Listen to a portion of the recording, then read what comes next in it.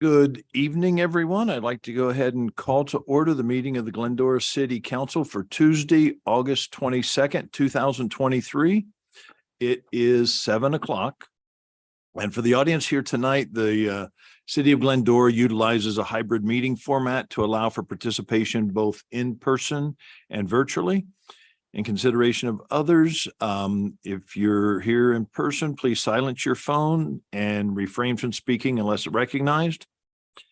Let the record show that all council members are here and present. And at this time, if I could ask the city attorney to read us into closed session. Thank you, Mr. Mayor, members of the council, ladies and gentlemen who may be observing or watching us via media. City Council has 3 closed session items on its agenda tonight. The first such item is a discussion of facts and circumstances which may give rise to an exposure litigation where it is believed that the putative plaintiff does not know the facts and circumstances, so they need not be disclosed. There will also be a closed session held to discuss ongoing labor negotiations with the unrepresented employee groups of the city, specifically the Glendora City Council. And the last closed session will be held to consider possible ratification by the City Council of the city manager's appointment to the position of the Director of Public Works. Thank you, Mr. Mayor. Okay, thanks, Bill. With that, did I call for public comment? No, not yet. Okay. There's no one here in person. Do we have any public comment on Zoom? We do not, Mayor. Okay, thank you. I'll close public comment and recess our meeting into closed session at 6:01.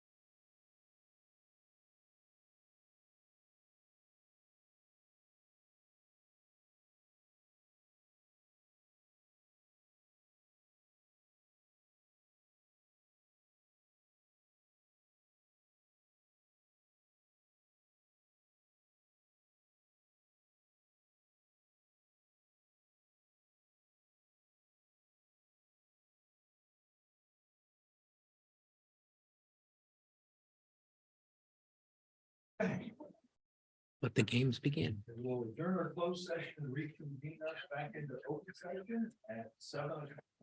And ask our city attorney to read us out of closed session. Yes, thank you, Mr. Mayor, members of the council, ladies and gentlemen. As is so often the case, the city council had a very busy period of closed session where we discussed 3 agenda items about which I can provide you some reporting. The first item was a potential litigation. The authority to meet in closed session was Government Code Section 54956.9 D2 and E1 because there was a significant exposure to litigation in one case. There was a privileged and confidential briefing of the facts and circumstances which could give rise to litigation. There was a discussion of possible litigation avoidance strategy, which the council unanimously authorized. City Council was also briefed pursuant to Government Code Section 54957.6 regarding recent changes to state law, which will impact the unrepresented employee organization known as the Carson City Council. Staff will be bringing back a briefing, a public briefing about these changes to the law at a future council meeting. And lastly, the city manager provided a privileged and confidential briefing pursuant to Government Code Section 54957 about a finalist candidate for the position of Director of Public Works. The city manager will be making a tentative offer of employment subject to appropriate background checks, and a formal contract of employment will be brought back at a future council agenda. Thank you, Mr. Mayor. Okay, thanks, Bill. At this time, if I could ask that we would please stand and join us in an invocation led by Ike Grams of Foothill Church, followed by the Pledge of Allegiance led by Eric Freaking. All right, let us pray. Father in heaven, there's no ceremonial magic in my words. I just read your scripture, just your words before you, that we're going to seek the welfare of this city where you've sent us, and pray to you on its behalf for its welfare and ours. And in Proverbs, you say in all of our ways to acknowledge you, and our paths will be made straight. So we're doing that. We're going to do our best to acknowledge you. Lord, thank you for building this wonderful leadership team and all their practical experience.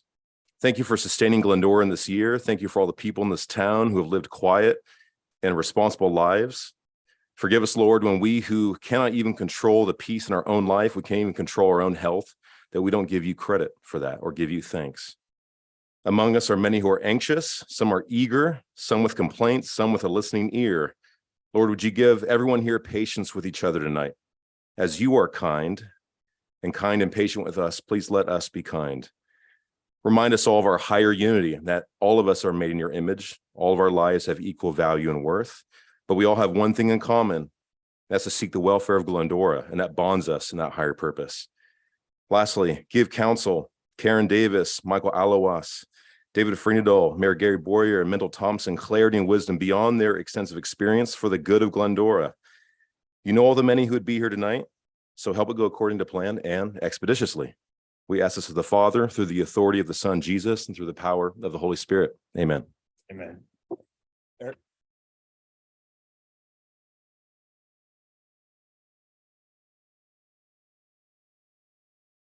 For the Pledge of Allegiance. Right hand, face flag.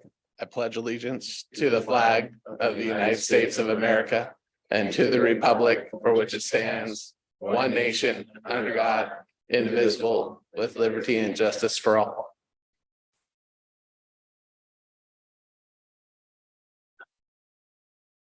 Okay, thank you. We will go ahead and move in, or actually, first, anybody wish to reorder the agenda?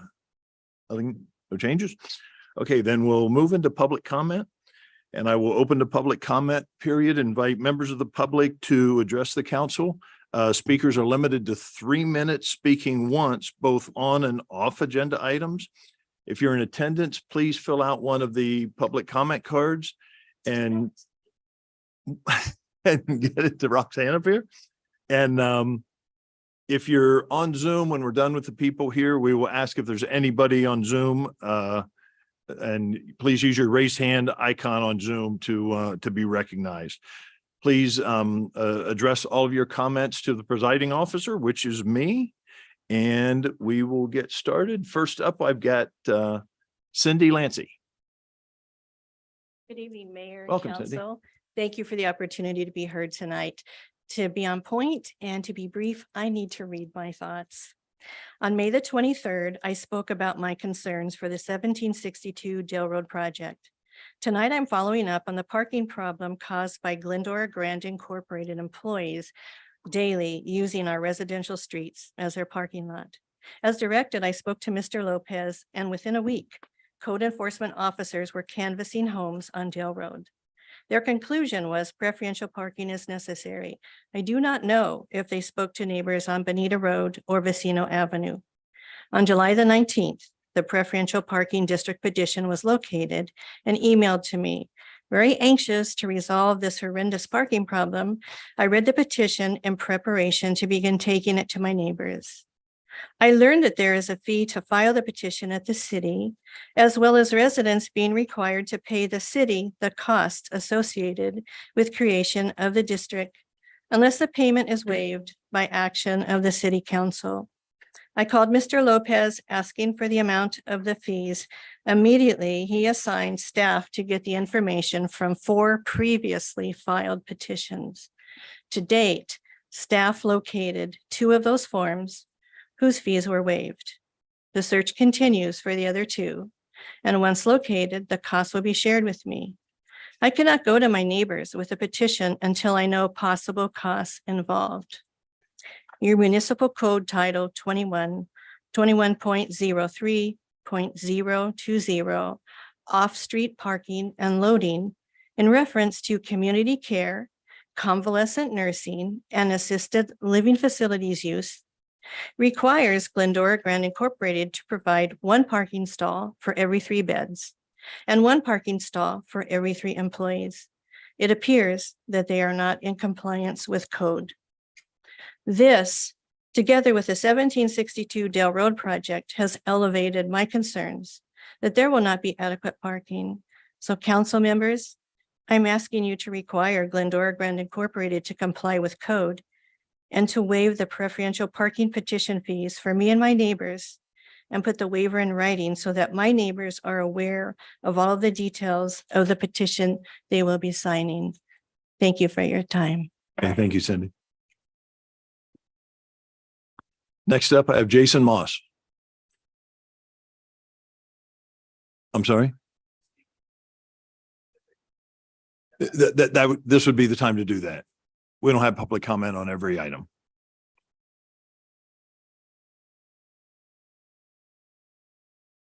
Good evening, and thank you for the opportunity to speak to you tonight.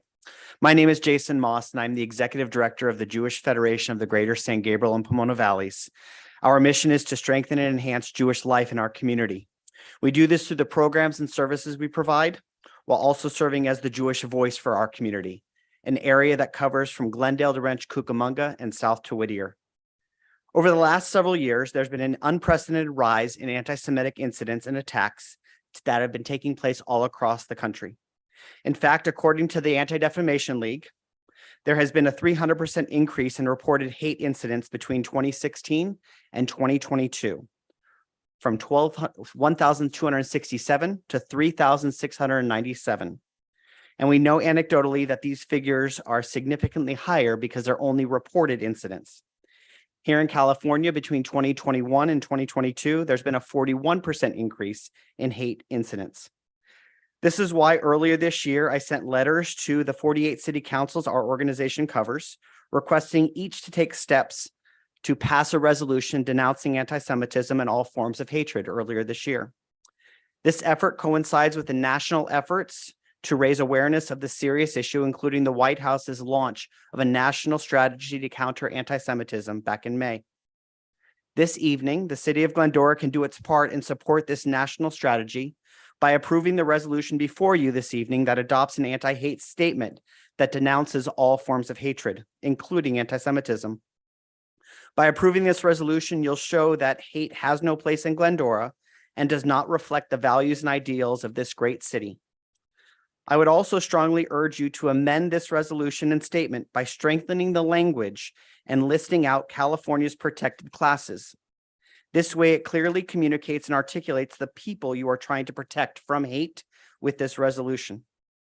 As city leaders, you have the opportunity to use your voice tonight by publicly standing up and stating that the city of Glendora stands with those targeted, and you will not tolerate any form of hatred at all.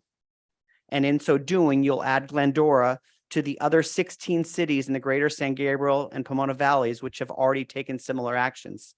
Cities like Claremont, Monrovia, Ontario, Pasadena, South Pasadena, and Glendale, to name a few. My organization is working hard to continue to grow this list and is committed to ensure that we are doing everything within our power to do so. Since we know that you cannot legislate away anti-Semitism and other forms of hatred, I also implore you to take another step by committing to bring together representatives from various targeted groups within your city to share ideas and work together along with your city's leadership to develop a robust citywide plan to address, combat, and respond to all forms of hatred. Make a statement and a commitment tonight to do what you can to counter anti-Semitism and hatred. Thank you. Thank you, Jason. Next up, I got Ramiro Carrasco. Welcome, Ramiro. Thank you. Good evening. I'm here to speak on behalf of what's happening with the city and the removal of the vintage light post. So I've lived half my life here in the city. Those lights have been around, of course, for 100 years. And to see them taken down really is disappointing. I actually got a chance to see the workers actually take down the lights, and they were putting them on a trailer. And I know now that the reason that they're being taken down is because they've been deemed unsafe. When you look at those lights, those things are built like a tank. There is no way that you can say that those lights are unsafe. I tried to knock one down. I tried to shake it. You can't even shake it. And when I saw the lights on the back of that trailer, and you see how they're built, that iron base and the iron top, and then the steel rods that go in the center of those lights, the post is cosmetic, and that's what's deteriorating. And you can't knock those lights down. If you hit them by a car, you probably can. So I think that maybe now that you have 22 that have been removed and are sitting in the yard, that you could take a look at those lights and reevaluate that position of them being unsafe. Because if you see them the way I did, you're going to see the same thing. I went around and I inspected every single one of the lights. There is 2 that have strong or a lot of deterioration, and they're both located on Glendora Avenue. Those were caused by dog urine. And how do I know that? Because I worked for the gas company for 36 years, and I saw what dog urine did to iron meters and pipe, because I had to replace it. And that's the exact same thing that's happening with those 2. And there's only 2. And that post holds no structural value to the integrity of the light. And I think if you see that, you're going to see the same thing I did. Also, with 1.5 million that was allocated from the state, how come we don't use that money and just, if you do nothing else, restore the lights on Glendora Avenue? And, you know, with 1.5 million, you have 25 lights on Glendora Avenue, 23 lights on Bennett. You can do, according to the figures that you got on the estimate of $4 million, you can do those 48 lights with that 1.5 million. That's already sitting somewhere in your bank account. So I think that as a council and as people who represent our city, you need to take a look at that one more time before you remove any more. By tomorrow, you're going to have 33 lights sitting in that yard. And you're going to have even a better idea of the structure of those lights. Thank you for your time. Thanks, Romero. Next up, Phil Tenney. And welcome, Phil. Welcome. Good evening, board. My name is Phil Tenney, lifelong Glendoran. These lights are beautiful.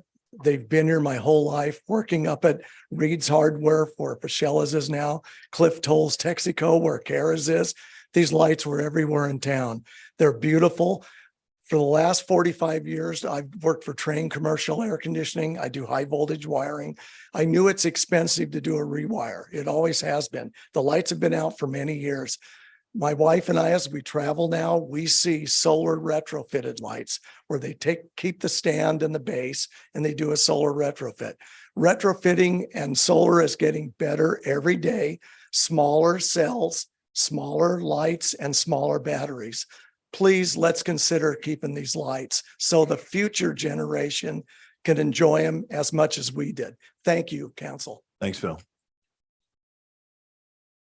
Next, I've got Ronald Davidson.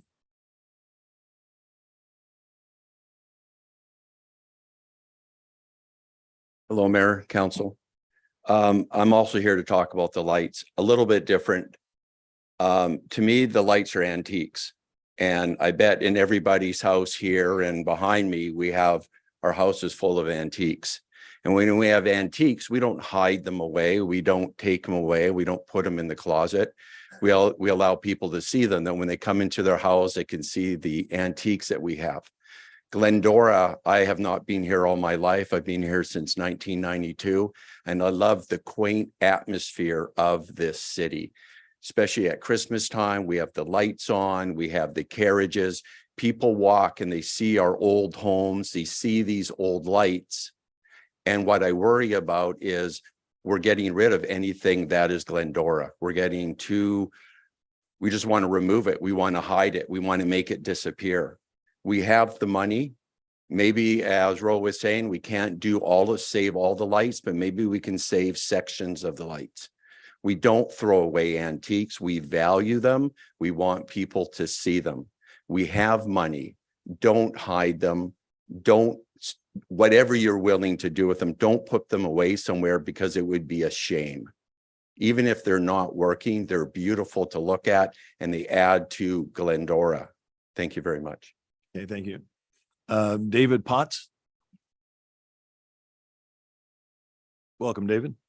Thank you. I'm also here as a preservationist to please ask that we suspend the removal of the antique streetlights.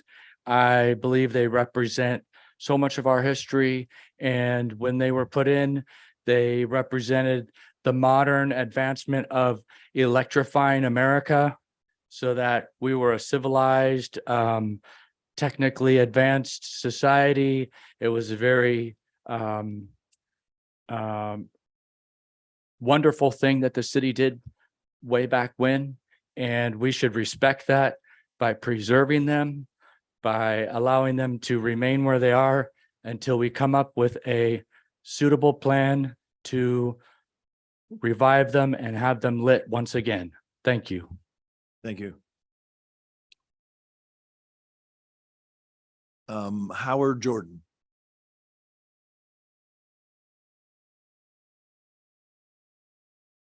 Welcome, Howard. Thank you. Thank you, council. Yeah, I'm here also to talk about the removal of the lights.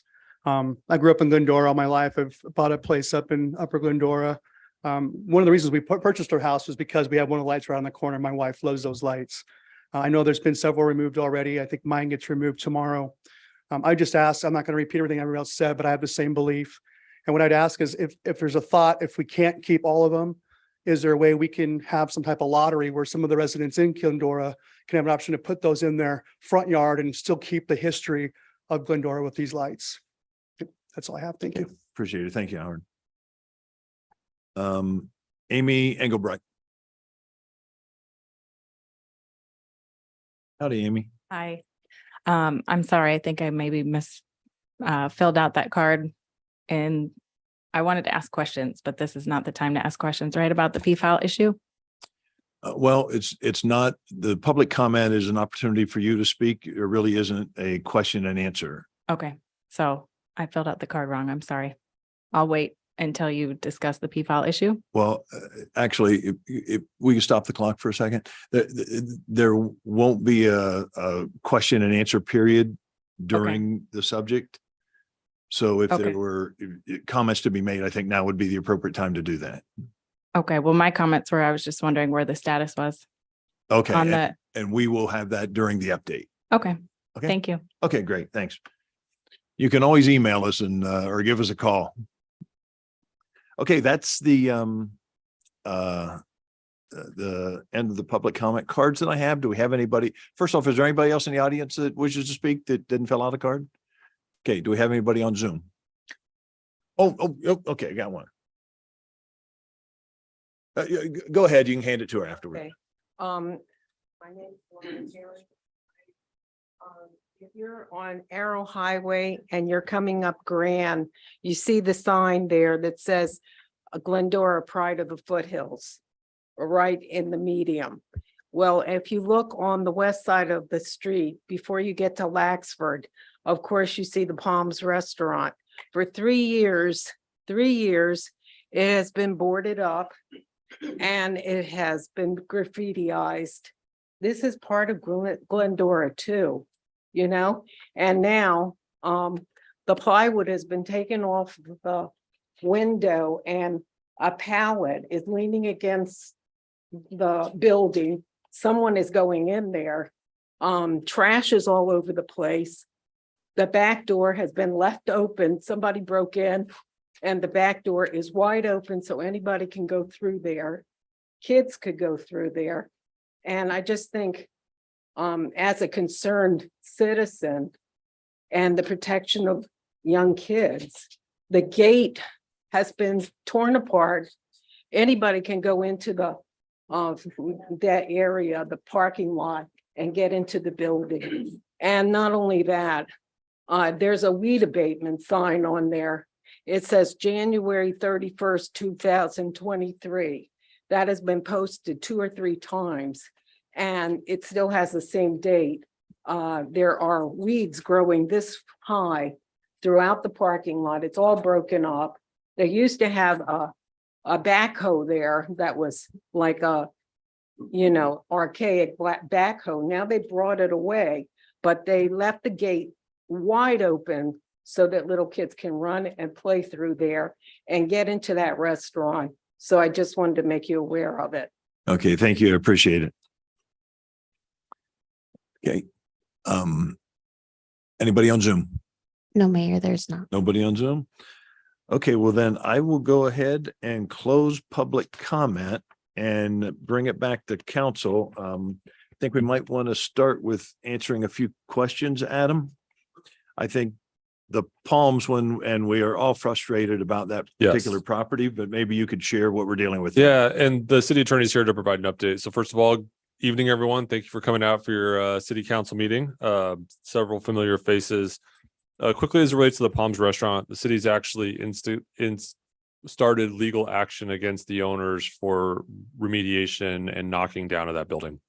Turns out that there was actually an underground electrical facility associated with that project that took Edison several months to complete. So thanks to the council for reaching out through Edison through the back channels to have that removed. We've actually issued a permit for that building to be knocked down. The contractor is now being delayed in chatting with the city attorney. Our court date to sort of for the city to take receivership, which we don't want to do, because if you think it goes slowly through this process, dealing with the courts is even slower. So we'd prefer that just to be knocked down. So the owner has a permit, Edison's removed it. We're just waiting on their contractor and that building will be knocked down. We understand it's frustrating. It's frustrating for us too. We've been in and out of court, lots of code enforcement activities. So a little difficult sometimes in LA County. Just a question, when you have a situation that could be unsafe, like things being opened that Yeah. people could just walk into, what is the procedure that we have to go through to be able to rectify that? In summary, we go in, provide a notice of correction. Sometimes a building could be red tagged if it's significantly deficient. That's building staff will go inside. Otherwise, the code enforcement staff will go in and do a citation. It used to be in California that you used to be able to go in, board up a facility, do the remediation yourself and bill them through property tax. You can still do that, but it requires a court order now in which to do it, which then you have to take months and months and months. It's very frustrating. So that is the process. So the minute things get cleaned up, the process starts all over again. And so we know that that has been a future CUP approved for a car wash. We know the owner wants to knock it down, but Bill, any clarification you'd like to add? The only thing that I would add is I will certainly share tomorrow morning with our litigators this latest update. it is possible, if these problems are as serious as they have been represented, that we could go in through a process that's known as an ex parte application, seeking an emergency order from the courts. As frustrating as this is, these cases actually get priority by civil litigation standards. This case is moving at lightning speed. It is not at all uncommon for a civil action to wait 5 years before it goes to trial. This is certainly not going to happen here. So we'll pass it on. We'll ask staff to go out and inspect the site. If we've got some emergency grounds that we could go into court, ex parte is the term, we will certainly do so. Okay, appreciate that.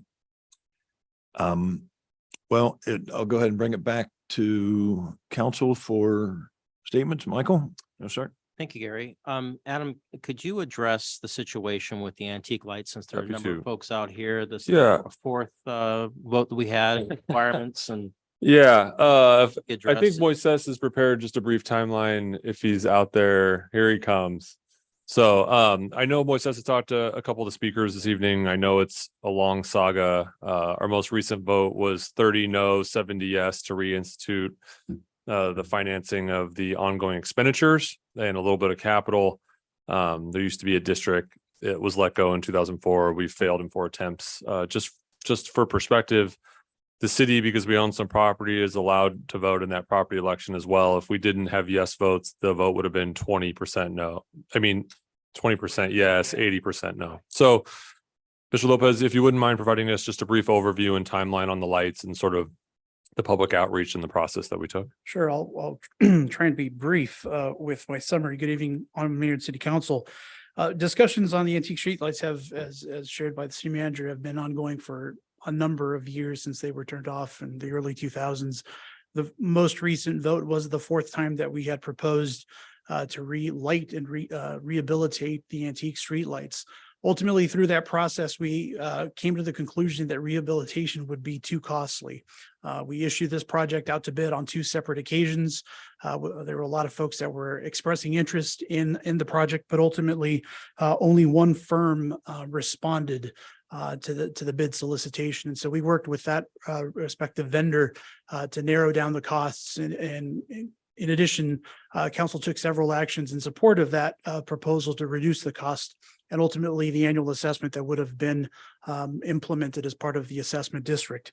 Dating back to May of 2022, the city council approved some additional funding to complete the engineering plans and directed staff to create an ad hoc process to establish basically an ad hoc citizens advisory panel that was ultimately convened.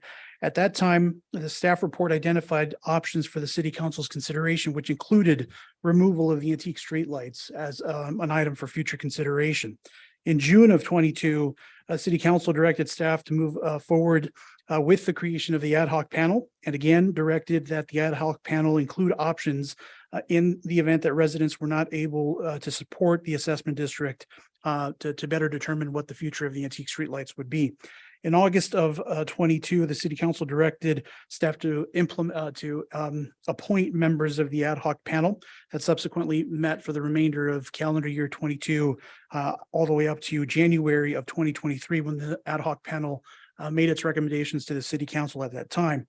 On March 28th, 2023, the city council formally directed staff to create an direct staff to establish an agenda item for the establishment of a lighting assessment district specific to the antique streetlights. At that meeting, one of the directions provided by the city council was that if the vote for the proposed assessment district failed, staff would be directed to remove the streetlights and return to the city council at a later date, detailing what the disposition process would be for those antique streetlights following their particular removal. I should note that as part of the project that would be considered by the residents in that assessment district contemplated removal of all of the antique streetlights. So even if the creation of the assessment district was favorable, they would have been replaced with antique streetlight looking fixtures made of a composite material not too dissimilar from what currently exists in the Glendora Village. Subsequently, in April, the city council adopted the requisite resolutions to proceed with to ballot the residents to create an assessment district. Property owner ballots were issued thereafter on April 27th. And on June 13th, city council conducted a public hearing to tabulate the results of the balloting, which Mr. Raymond mentioned.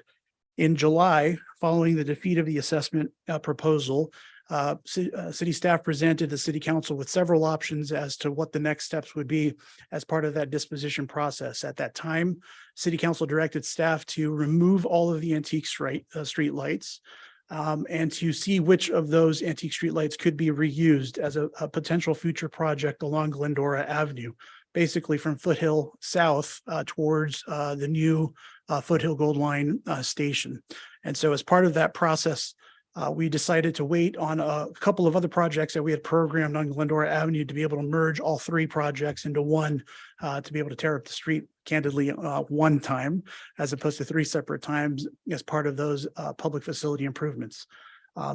Subsequent to those projects, if there were any antique street lights that were in viable condition, then we would return back to the council later this fall with more concrete options as to how to dispose of them, whether through an auction process or a lottery. But ultimately, that would be a decision point for the city council in the not too distant future. So even if we were to leave them in place and put, let's say, a solar application on there for the lights, will we still have to have a lighting district established to maintain it? Yeah. And I would just add a little more complicated than that.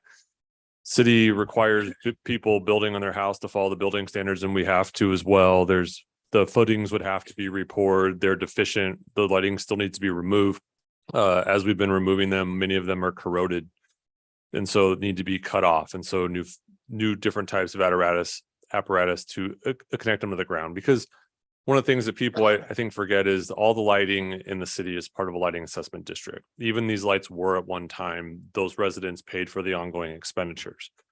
And because the city has to maintain them and not, in order to not eat into other services, the cost of maintaining those needs to be included. And so if you're going to refurbish, one of the things we found those lights to refurbish them to a like new process is those lights are really one-off. You have to take them down and inspect them. And so as part of this process, when staff takes them down, we note the location, condition, any internal damage. They would require a significant rewire and brought up into modern building standards. The lighting rewiring, as mentioned, was incredibly expensive. The retrofitting of the lights was actually more expensive than the new lights. And so never the intention to tear out old. We know all of the old lights along Foothill are gone. We also know the lights in the village are gone as well. More than half of them have been removed from the ones that were originally put into place, 1912 and 1914, or 1911, 1914. So just as background, there would still be a significant amount of work. If we're going to require a resident to do those changes or a business, we also need to do and follow the building code as well. Thank you for both of you for that.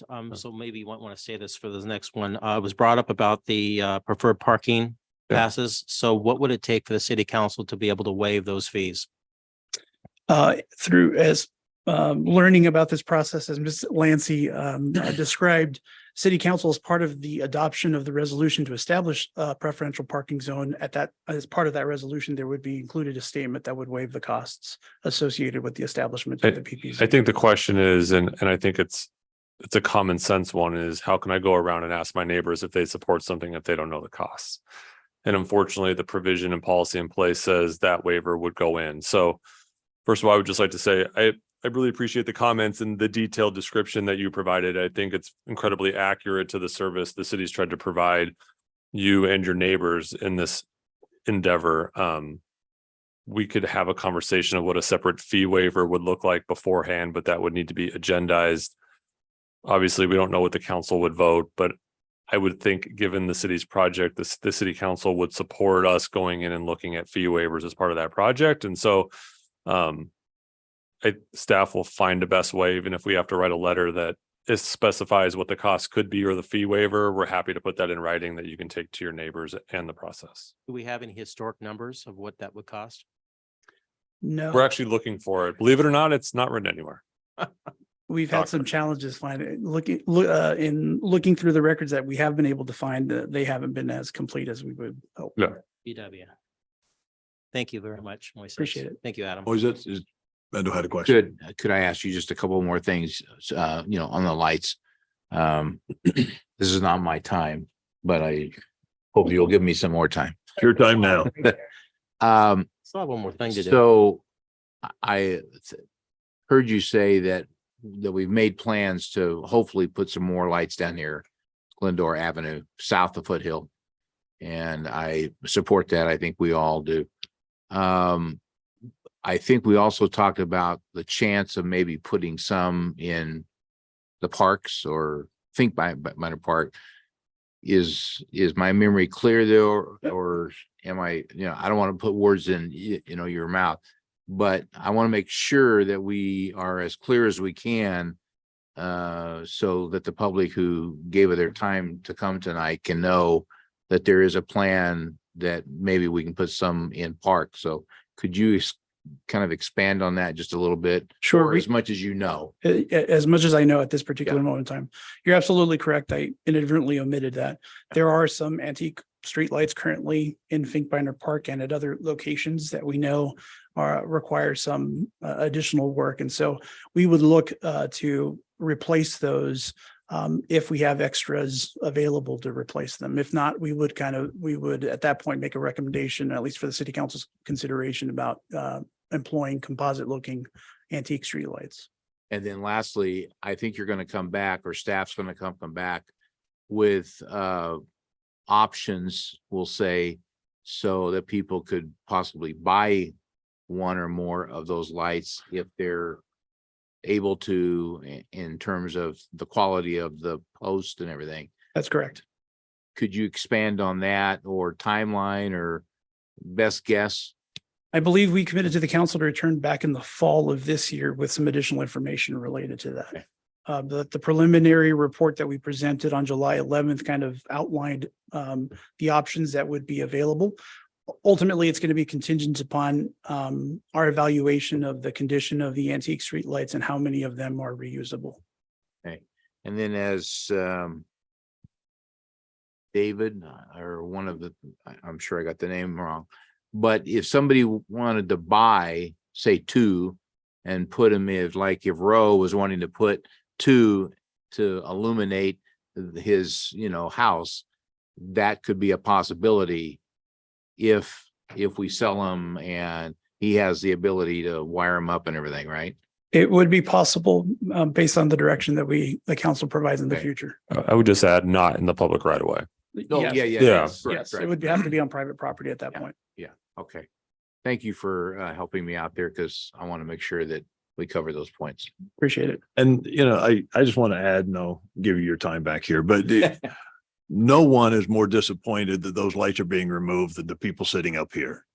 This has been a long battle to try to get to where we are, and something had to be done, but the lights are not going to be hidden away. They're not going to be sold to Disneyland. We're going to do everything we can, but the final decision has not been made yet as to what's going to happen with the lights. But I think we're going to see them again somewhere.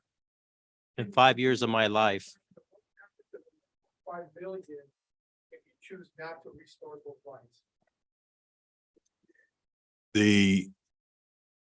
That was a grant that was given to us based on us doing something with the lights. So the fact that the money's being used to remove the lights and the cost that we have seen, whatever we choose to do, unless we just pulled them out and junked them, we will go through that amount of money, and we'll have to put additional city money into it. So it will definitely be spent on doing something with these lights. Okay. Okay, I'll give you your time back. What else you No, got? I'm good. That's it? I'm not done. You're not done? Okay, Michael, back to you. So back at the end of July, the sanitation district asked its directors and its alternates to go on a 3-hour boat tour. And that conjures up memories of some TV show that was on before on a small little boat. That bottom left picture is a Sentinel that's owned by the sanitation district. And I'm not sure if anyone's aware of where that water goes from sanitation when they clean it and they send it out to the ocean. And so as we departed from that little dock right there, we passed the center picture there. We kind of passed a council meeting and we didn't want to interrupt them. And so we went out there at about a mile offshore, and we took right at the outlet where the water comes out. They took samples. You can see there on the bottom right. They went out and dredged and got a selection of water animals and fish and things of that nature. Brought them on the top left that you see right there is when they're going through and looking at the different selection of specimens that they have. They're not able to keep these by law. They have to throw them all back. And most of them made it. They didn't have an issue, except for, I guess, one crab kind of lost his leg, but that's another story. He survived, or she survived. And so anyway, if they do see something that it looks suspicious, they take it back to the lab, they look at it, test it, and make sure that the affluent that's got there is not infecting the wildlife. Just as to give you an idea, that it's roughly 250 million gallons of clean water each day that they process and discharge out there. That's an awful lot, and it's 97% clean. It's amazing what they do. It goes from the Whittier facility all the way down to the Carson facility, and they discharge it. They're in the process of building a new tunnel that's going to be done, I believe, in about another year and a half or so. They have 2 tunnels right now that sends the affluent out there. They're unable to shut them down to inspect them because they're 100% used all the time. So it's amazing. But the new tunnel is going to be about 18 feet in diameter, over 7 miles long that they're building right now. And they do an amazing job out there for us every day, because it's one thing that we don't want to worry about or think about as the sewage. It's really important. What are you going to do with it? Because it's an awful lot of water that goes through, and they just do an amazing job out there. And it's something they offer sometimes the public, but mostly the directors, and they've been offering it for years. And finally said, okay, fine, I should probably go out there and see this. And it's a small little boat. And they did an amazing job of educating us and showing us what they do on a daily basis out there. So my hat's off to them. That's your tax dollars at work. That's just not out there, having fun. It's quite a bit of work to go out there and do all this and all the rigging that they have to take out, put back, clean up, and move forward. So again, they do an amazing job. Thank you, Kathleen, for putting that up for me. That's it, Mayor. Okay, thank you. Karen? Thank you, Mr. Mayor. I would like to remind the public that on September 11th, the Glendora Ministerial Association will be hosting the annual remembrance service at 6 p.m. right outside here of City Hall. So invite everyone to come and join us for that as we come together to remember those who performed heroic acts and those who lost their lives on September 11th. And then tonight, Mr. Mayor, I'd like to ask that we adjourn our meeting in memory of Chuck Gomer. Many folks here know Chuck for his many years of service in the community. He was the consummate public servant, a gentle giant, both tall in spirit and in stature. From his many volunteer activities of partnership and reading programs at Williams School, co-chair of the Barton Reading Program, Science Master, Student Scholarship Selection Committee, in addition to many decades as a school board member, helping with PTA Council, and then the many community activities, IDOS Foundation, Kiwanis, Glendora United Methodist Church. He was very involved there as a church leader. The list goes on and on of his volunteerism. In addition to his day job, he was somebody who you would always see at every school event, and he would go back and forth between his jobs in Los Angeles at Children's Hospital, at USC. His commitment to service and his passion for education was demonstrated through his decades of work on behalf of students and their families, and through his diverse involvement in the community. His life was the best lesson in public service and education, a lesson in teamwork, fairness, vision, and responsibility. So we know that his legacy will continue to live on in the many children's lives that he touched by the opportunity and possibilities that he made a reality.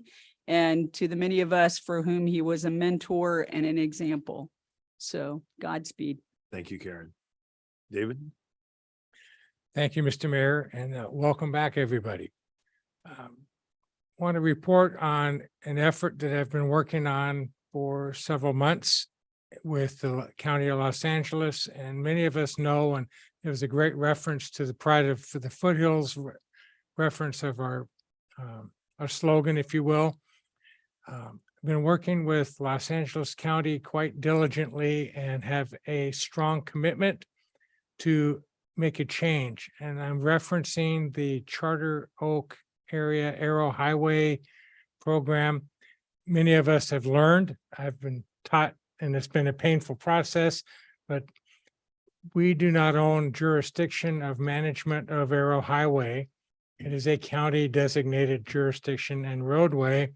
And how far off the curb into the sidewalk that goes is debatable. But in any event, I got to thinking that's not, the way we see it is not the way our neighbors deserve to see it. So I have worked with and reached out and pushed buttons and have a letter in my mailbox right now from the Director of Public Works for Los Angeles County with a strong commitment following a traffic study, a service study from the County Health Department, the County Economic Development Department, and the County Sheriff's Department. So they are all working in conjunction, and we should see very quickly some new signage addressing parking permits, parking timeframes, the types of vehicles allowed to park. And along with that, that will give the Sheriff's Department the tools they need to enforce such ordinances and regulations. So the bottom line is we should see a cessation of the illegal camping that exists on Arrow Highway between Valley Center and I'm pushing all the way to Irwindale Avenue, but so far I've got a Barranca Avenue commitment. So I'm committed from them that by Labor Day, the signage should be up. There's some posting going to the neighborhoods around to advise and seek information. Assuming that there's no strong rebuttal from the neighborhoods, we should see posting which allows the sheriff to then go in and do the job we are hoping for and asking. So stay tuned. Some improvement will be coming. I know along there on Saturday night, there were 13 campers. Last night, there were 11 in that short section. So options are being made for them, but that should help out. And that should help the shopping centers and the businesses that want to do a good job, have a more enticing neighborhood. So stay tuned. And I think the county is performing and we should see some progress. So thank you for that. Thank you, Mr. Mayor. Appreciate it. Thanks, David. Okay, I am going to interrupt to ask a question. Are you here from St. Lucy's? Were you planning to give a student report tonight? I was, but if you have You know what? I love somebody that's ahead of the game. We actually start that process in September, but I would like to invite you to come up and give us your report. Starting in September every year that we have students from the local high schools come to give us reports the second meeting of every month. And so we get, I have to ask your name to be here to report from St. Lucy's for tonight. I'm Alexa Straight. I'm so sorry. Welcome, I wasn't sure if Alexa. it started August or September. Nope, we're good. We love the fact that you're here early. Good evening, Mr. Mayor Boyer and esteemed City Council. I'm Alexa Straight, a junior at St. Lucy's Priory High School. I am a class officer, ambassador, Benedictine leader, 3-season athlete, and new student representative. Throughout summer, our regions were active with sports, summer school, and growing closer to each other. Many girls were working in courts, tracks, pools, and classrooms. Regardless, some of our families got the chance to see the world or enjoy the summer locally. Regardless, our community grew closer over summer break, making our fresh start more welcoming. Our facilities team worked tirelessly cleaning every inch of our school so it shines for the new year. To prepare for our return, teachers have been coming back to their classrooms for our first day on August 11th. On campus, we have had a strong start for back to school. Orientation took place on August 10th, where freshmen and transfers discovered fellow classmates, toured the campus, and met our staff. This was also the start of our ambassador program for the new year. The first week was filled with activities to help students get back into the swing of things. On Monday, we had an Otter Pop toast to commemorate the start of a great year. The following day, class officers led their peers in a meeting discussing rules, upcoming events, and playing icebreakers. Tickets for our first chance dance were sold on Wednesday with Cosmic Brownies. Thursday was eventful for students and parents. Students had picture day, while parents met their daughters' teachers at back to school night. To end the school week, students had a rally to compete and show class spirit, marking the seniors' first win of the year. For lunch, students ate together on the lawn with fresh hot dogs, burgers, and fries. To top off this amazing day, ambassadors acted as tour guides for shadow visitors, and the students were dismissed early. Even on the weekends, our campus is full of life as we held the first dance of the year, the Galactic Get Down. Here, the Tri-Schools were invited to a night of music, face paint, food, photos, and fun. As schedules are finalized and students are well into their courses, our athletes have also hit the ground running. Volleyball just currently finished their second game. Tennis plays their first game tomorrow, and golf begins practice this week. Cross country is going the extra mile to prepare for their first meet next month. For the rest of the month, we are planning a welcome mass for our freshmen and a fire drill to learn what to do in the case of an emergency. Thank you for your time tonight, and I look forward to sharing the activities and achievements St. Lucy's will accomplish this year. Oh, thank you very much for being here. Now you're ahead of the game and you have set the bar high for your fellow students when they come back here in September. But thank you for coming tonight. Well, at this time, we had we're going to recognize the Glendora Lassie League 10 and under all-star softball team. Made it to the nationals in the national softball tournament this year. But they were unable to make it. So we're going to do that another night, but we do have another recognition that I'm going to invite Chief Matt Egan to come up and share with us to recognize someone else in the community. Good evening, Mayor, City Council, public watching.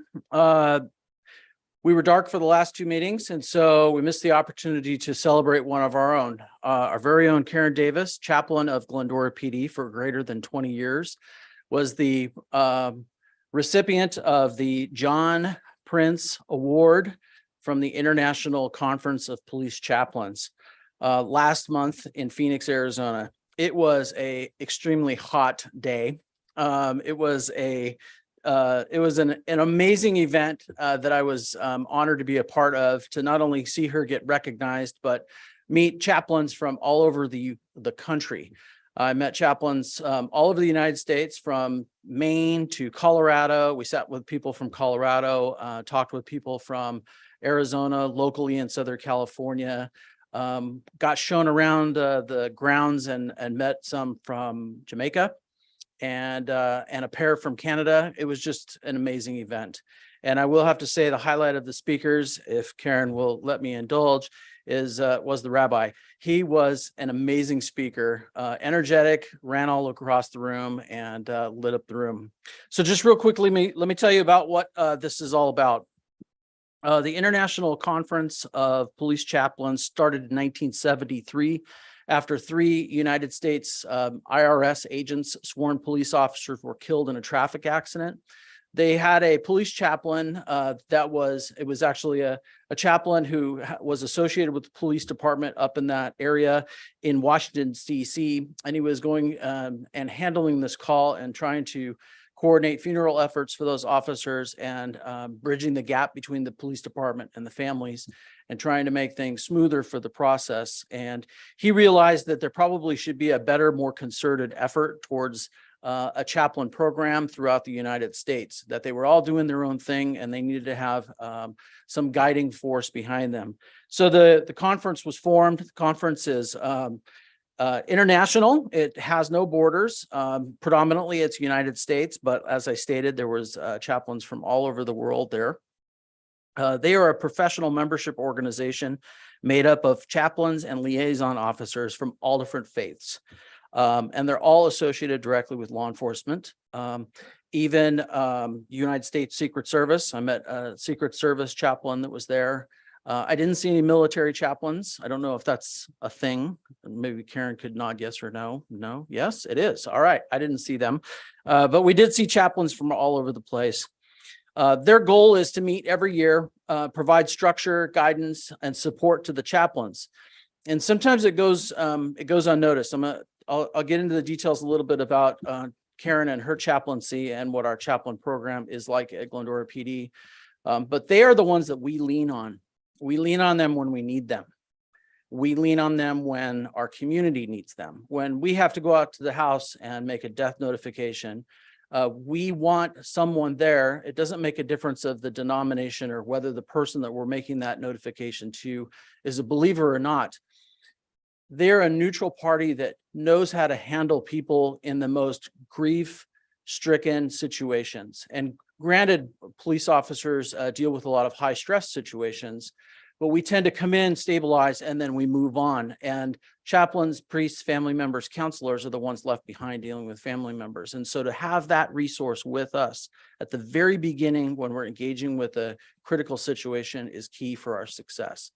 It makes it smoother. It makes it easier. It makes it easier on the families. It's not just going and saying, I'm sorry your loved one has died. It goes beyond that. What is your faith? Who can I help you contact? Can we get people from out of town? They arrange mortuary transportation and funeral arrangements. And even sometimes our chaplain will conduct the actual service for that family. So it's a huge undertaking, and she does it all herself right now. And we lean on her all the time for birthdays, celebrations, when we need her most, when there's a death in our family or when there's a birth in our family, when there's a birthday or when we need to celebrate a retirement. She's always there for us. And it's helpful if she has others that will support her, give her training, guidance, and support. Karen started being a chaplain for us in 2002. Last year, remember, we recognized her in City Council for 20 years of service. Fantastic effort. The list is immense, but just to give you a snapshot: family counseling, visiting sick and injured employees, death notifications, spiritual guidance, counseling support, access to family services. She's part of our wellness program at the police department, which is a multifaceted techie thing. We have an app for finding resources for eating well, sleeping well, exercise, meditation, and there's a spiritual component and counseling component, and she is that direct component. She's an amazing individual, but access to her 24 hours a day. I lean on her probably once or twice a week for guidance on how to handle employees that are going through injuries or who have family members that are not feeling well and things like that. Not only do we at Glendora rely on her, but all of the agencies in San Gabriel Valley do too. She has trained Azusa's chaplain to do their job. She assisted El Monte's chaplain when their 2 police officers got killed.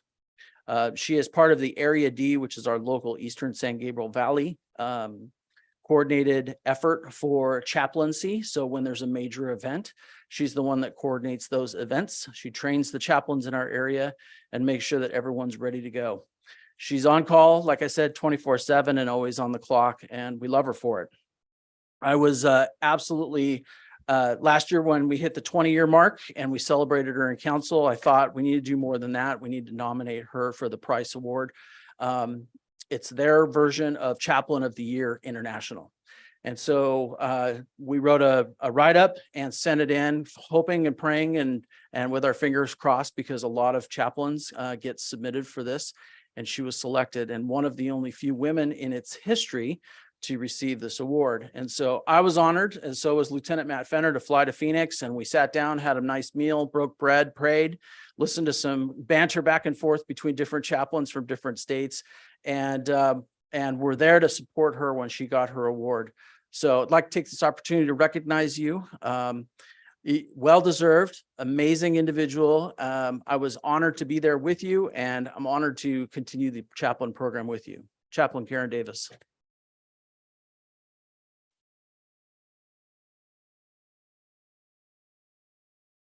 I won't make you make a speech. No speeches. Thank you. And thank you for enduring the record-breaking 122 degree heat. It was warm. Yes, thank you, sir. Food for thought, don't rent a Tesla in Phoenix at 122 outside. Not a good choice. Thank you, Mayor. Hey, well, thank you, Matt, and thank you very much, Karen. It's speaks very highly of everything that you've given back to the community and the surrounding communities. Thank you. Going on, did you have something? Got your finger Well, on I'd there. like to just give an update, but Oh, I don't want okay. to interrupt you in any Well, way go for it. because you're the mayor. Go, go for it, Mendel. What do you got? Well, I just want to say thank you to those that came to talk about the streetlights. This is a difficult thing, and we all know that, and we're trying to do our best to repurpose those lights. So thank you for what you've said. And Karen, once again, you've always been world class, but you certainly are world class now, and we are very, very proud of you. The schools are back, so please keep your speed down. Be alert. Have the extra time that you need to get from point A to B, because some of these kids are experiencing school for the first time. They don't understand that cars move fast, and they don't. And so just make sure that you're aware of that. We have been able to do a lot of painting of crosswalks and guidance related to all of the walking that is involved with going back to school, and hopefully that's going to help us and keep us safe. But just be aware that they're out there, they're riding bikes for probably the first time, and a lot of kids have these e-bikes. I was walking the other day, and I was afraid that this kid didn't know how to stop it because he was going really, really fast. He finally did, but I was worried about that. So just be aware of that. One other thing that I want to talk about, or two other things, is I want to thank staff for the tremendous job that they did during the recent storm. The mayor is probably going to talk more about that, but thank you to each one of them for being on call, being out there, cutting trees down, taking care of drains that were clogged. Thank you. You have kept us well. The last thing is this past month was the 5th year of the fact that Adam has been our city manager.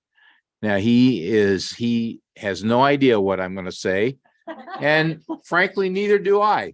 So we're going to journey this for 30 seconds. But or maybe a minute. I don't know it. But Adam, I think we want to say thank you for the tremendous job that you have done, that you are doing. You care about this city. The vision that you have brought, the team that you have brought is superb. And so keep up the excellent work. And it's always good to have a chance to talk with you about things. And we always land the plane well. Sometimes it's rocky, but it's normally because we don't understand as much as you do. And you have to educate us on city law and state law and federal law, and warn us to stay away from Bill because of the legal risk that some of us want to take. But thank you for being here and for the excellent job that you've done. It does not seem like it's been five years. Maybe it has to you at times, but it has gone fast. So thank you, and I appreciate having the chance to work with you. So thank you.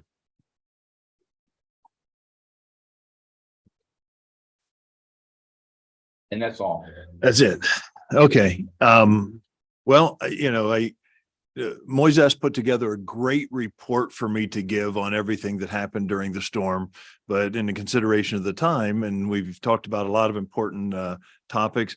I just want to briefly talk about, the community really got together and was supportive of each other as the storm was coming. The media hyped it up a little bit more than it turned out to be, but in some areas it did a lot more damage than it did here in Glendora.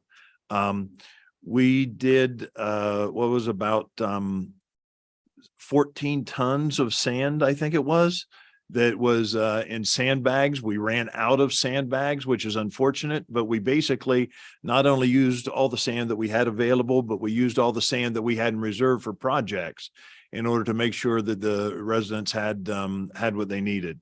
So kudos to the city staff for getting prepared in case we had some issues. We kept an eye on a lot of the critical facilities in town to make sure we didn't have any damage. So everybody did a really great job with that. And I want to thank everyone for that. One other item I just need to mention because it's something that has been on all of our minds for a long time. With the metro, especially on the train, which coming to town, Mendel keeps us up to date on it. And people have some concerns about safety. Metro is hearing our concerns and they're constantly taking steps. Every time I take the train, I seem to see more and more deputies that are on the platforms and in the train. But something happened to me last week. That's the first time in I don't know how many years since I've been taking the train, is I actually had a sheriff on the train come and check our tap cards. So it's nice to see. Well, yeah, see. So they're listening. Hopefully they're listening and we see more of that. There was one person on the train that did not have a tap card and they were escorted off the train. But it is the situation that they're listening to the fact that we want to make sure that we're safe, our families are safe, our neighbors are safe. And so kudos to them for at least listening to us and hopefully they'll keep moving in the right direction with that. So I had Adam. Anything? No, just thank you for the kind words and for the audience to expressing less surprise that I've been here for 5 years than the tap card. So that's always nice to hear. Also, special thanks for me for the public works staff. We had staff here till 10 p.m. on Saturday at the public works yard, allowing people to make sure the event was over and still could grab sandbags. I'm super appreciative. The event was great on Saturday. It extended south of Foothill for the first time. Lots and lots of people. Everything went smoothly. Just a sincere appreciation for the Glendorans that came out and had a great time. That's it. Okay, thanks. Bill, anything? Okay, well, with that, we will move right along. And next up is our consent calendar. The items on the consent calendar will be enacted with one motion without individual discussion. Unless anyone wants to pull anything, is there any request to pull any items? Items 5 through 10 on the consent calendar. Second. Okay. We have a motion So by we- Michael and a second by Karen. And now I will conduct oral roll call. Councilmember Alois, Yes. Councilmember Davis, Yes. Councilmember Friedel, Yes. Mayor Pro Tem Thompson, Yes. Mayor Boyer. Yes. Motion carries 5-0. Okay, thank you very much. Next up, item number 11, discussion on PFAL in the city of Glendora. It's an item requested by David and myself and let's see, Mark Archibald. Oh, there you are, Mark.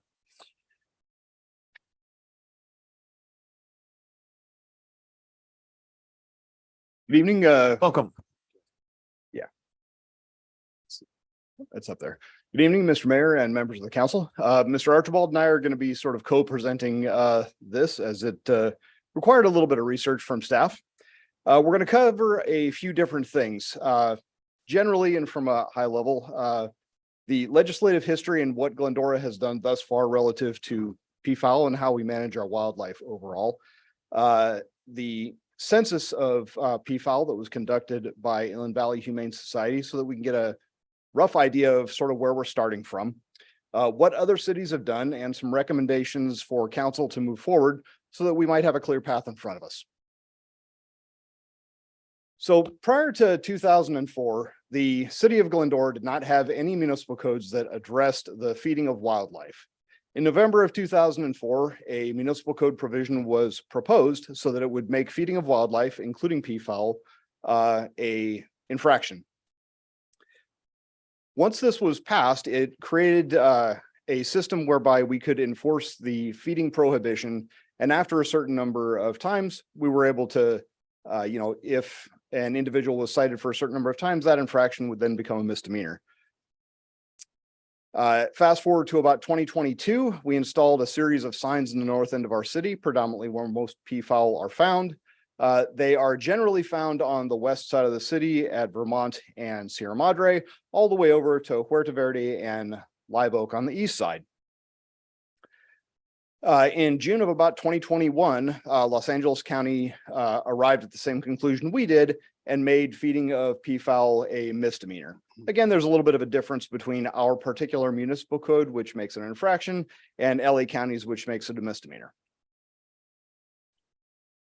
Our current approach for peafowl management is that we don't proactively regulate peafowl in the sense that we will remove them from the city. The sum total of our proactivity related to peafowl and wildlife management in general is that we typically adopt an education only approach, with the exception of the prohibition that you can't feed wild animals within the city. And that applies to peafowl just the same as it does for coyotes and bears.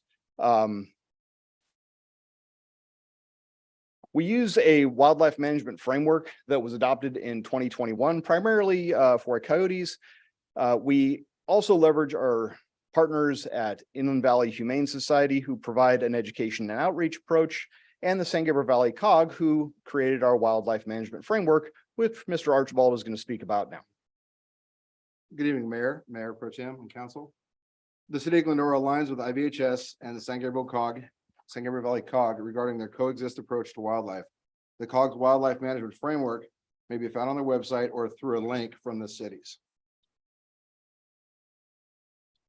The framework is a wildlife-wide educational component that, amongst other animals, addresses peafowl.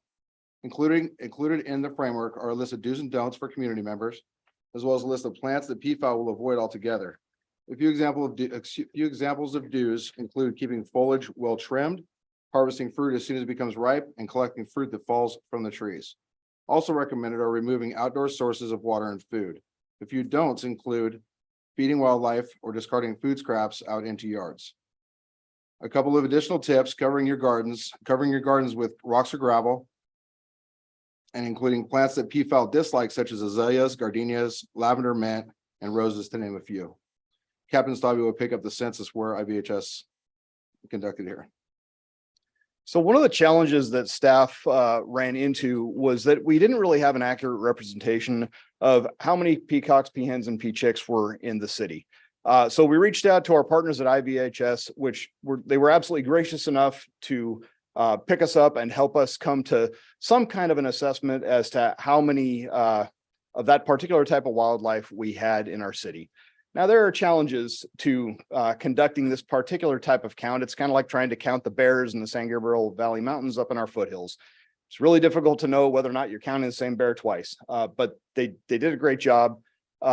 It covers about a 1/4 square mile area from Pennsylvania and Sierra Madre on the far northwest of the city, down to Leodora, across to Vista Bonita, and back up to Sierra Madre. And then it covers out to Sierra Madre to about Live Oak. That was the general patrol area that Inland Valley Humane Society covered, and they got some pretty decent information. The way that this was done is that they had a series of 11 different patrols covered over a series of about 8 days. The earliest was about 8:50 in the morning, extending to about 9 p.m. at night. The most number of peafowl that they saw was about 14, and in one instance, they saw 0. So they counted 71 total peafowl from day 1 to day 8, day 8 of this particular survey. There are some limitations to the survey, however, in that the only way to truly understand how many peacocks, peahens, and peachicks we have in the city is to do a 1-to-1 count, where we would likely engage the services of a private vendor to tag each individual peacock, peahen, and peachick so that we know we're not double counting them. Obviously, IVHS did not do this, subject to what the council may decide in the future. But that is a brief snapshot of where we find ourselves, at least at the time being. So should that particular count not be sufficient for what the council decides they may or may not want to do, depending upon discussion tonight, there is the potential that IVHS could assist us with a secondary census. This wouldn't necessarily so much be a count in terms of numbers, but the way that IVHS would do it is they would, during the time that they conduct their licensing canvassing, they would make a citywide count and engage with our community members to sort of get a temperature, if you will, of what sort of interactions our community members are having with peafowl throughout the city, and sort of get an idea of what particular types of destructive or disturbing peafowl behavior we're encountering. So it would give us just a larger picture of what we're seeing throughout the city, not just in the compressed area where we typically see peafowl in Glendora. Relative to peafowl in the city of Glendora, the city's general premise has been that we coexist. As part of that, we have a wildlife management framework that has several guiding principles that Mr. Archibald is going to talk about.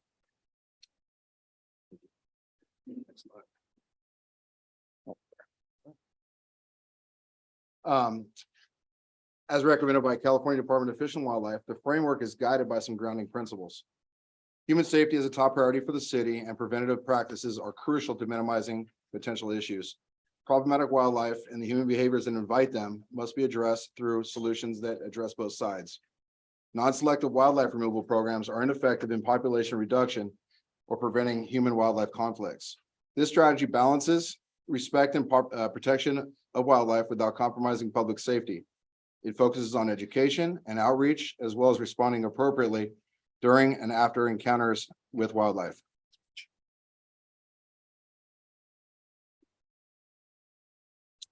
The Glendora Municipal Code prohibits the keeping of animals unless specifically permitted. A small example of specifically permitted animals include dogs, domestic cats, fish, and non-predatory birds. Peafowl are defined as feral non-domestic animals and may not be kept on private property. Feeding peafowl anywhere is prohibited unless they're injured and being fed while waiting for retrieval and care. As a broad overview, there have been 12 calls for service received by the police department regarding peafowl over the past 12 months. 8 of those calls related to complaints between a few community members. In contrast, there have been 3 calls for service received by IVHS between January and June of this year. All three regarded removal of deceased peafowl. So as a metric to sort of help chart a path forward and figure out what some other cities are doing, we surveyed a variety of different cities and found sort of a gradient in terms of a very proactive approach to peafowl management and a less proactive approach. Those encompass the cities of La Cañada, Flint Ridge, Rancho Palos Verdes, and South Pasadena. On the one end, La Cañada, Flint Ridge has determined that the acceptable number of peafowl in their city is 9. I'm not sure how they came by the number of 9, but 7 peahens and 2 peacocks, and that is their number. So the way that they manage this, get to this particular number, is that annually they conduct a census of peafowl in their city, usually arranged through a private vendor, and then they employ the services of that private vendor to get them to the 9 peafowl in that period of time. The city of Rancho Palos Verdes is a little bit more relaxed in, just for purposes of background. They conducted a peafowl census in about 2000, and in 2015 they decided they wanted to get their peafowl in the city back to that general number. Over the course of 2015 to about 2022, they removed a little bit shy of 600 peafowl from their city and got their number to about 140 birds total. And once they got to that point, they sort of paused their trapping program and are engaged with community to provide outreach and education relative to providing not a great environment for peafowl, so that they stay in their area and residents can have their own area as well and not sort of intermingle as much as possible. The city of South Pasadena has a slightly more, I use the term aggressive approach, but it's not aggressive. It's simply that they find that they don't want any peafowl in their city.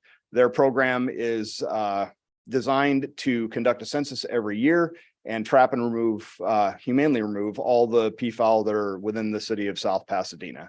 Now, this is in conjunction with a social media campaign and information on the city website that also tells residents how to make their homes and businesses less desirable for peafowl, and some of the steps that Mr. Archibald talked about a few minutes ago.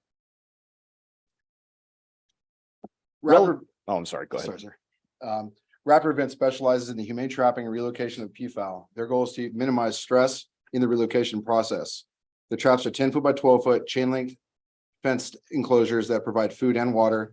Once notified, the company would respond within 24 hours and the peafowl relocated to one of the several pre-approved sanctuaries throughout Southern California.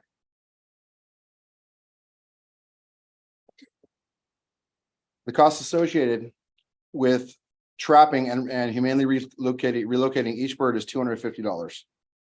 This service requires the assistance of area residents to place traps on their property. This helps reduce incidents of vandalism and damage. Participating residents would be required to enter into an access agreement to limit liability. The GMC does not prohibit trapping of peafowl by private community members under the following guidelines. They must adhere to CDFW standards that include the size of the trap and provide food and water. Traps must be acquired through a licensed vendor. Traps must be serviced within 24 hours of notification, and residents are required to engage the services of a licensed vendor to humanely relocate the peafowl. So options for the city council moving forward, we've narrowed it down to 4 subject to council discussion tonight. Option 1 would be to continue our education only approach, but engage with our partners at IVHS and the San Gabriel Valley COG to have a more robust education approach so that we can manage this without humanely trapping the peafowl.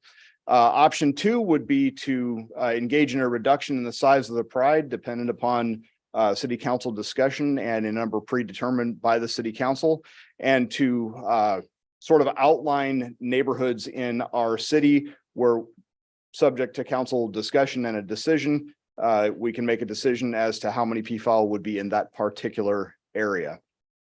We did not find any particular methodology from each city that we surveyed, as each of their community needs and composition was different, so they all arrived at a different number for their respective cities. Option 3 would be to completely remove peafowl in the city of Glendora using the services of a vendor. For perspective, if we were to have if our count of 71 peafowl were entirely accurate and we did not double count any of these birds, that would be about $17,750 if we were to go with a $250 per animal amount. Option 4 is for council to request city staff to return with additional information and provide options subject to the discussion this evening. And with that, we will turn it back to council and be happy to answer any questions.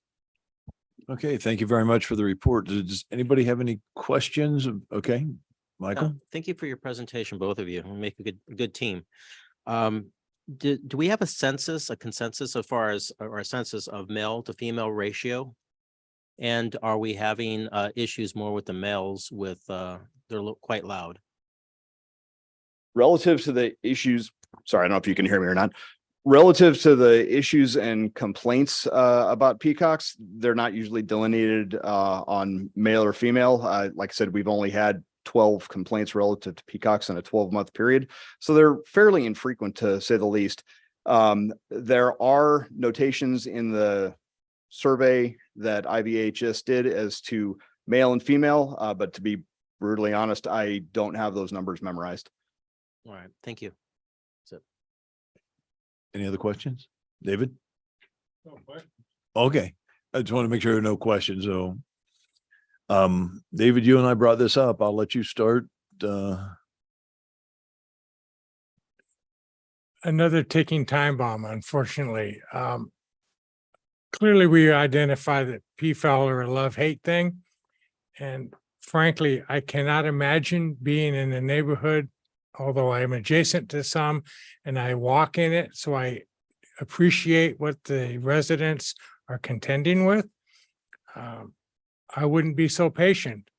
And I applaud them for their patience that they can put up with it. If they love them, they're happy. If you don't love the peafowl, you must not be happy. You got to be pretty miserable. So I can appreciate what they have to do. I wouldn't be so patient, I'm sure. I also, while they've done a great job in the research, maybe they asked a German guy if he liked peafowl and he said 9, and that's how La Cunada got their number. Who knows? Because where's that science come from, right? But I cannot support establishing a program to where we're married to these things and we're having an annual major expense to chase birds. So the only thing I would support if we're going to expend money is an extermination process. And I'm sorry, but $250 a bird to eliminate birds isn't going to fly in my budget either. Mine's much more cruel, I'm afraid. I just can't see it. I think we can spend a lot of money doing better things than chasing birds. So not to discount the people that have to live with them, and I don't get it.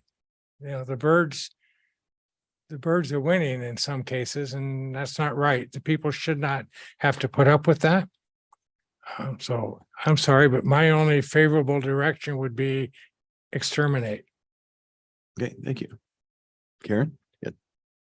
Thank you.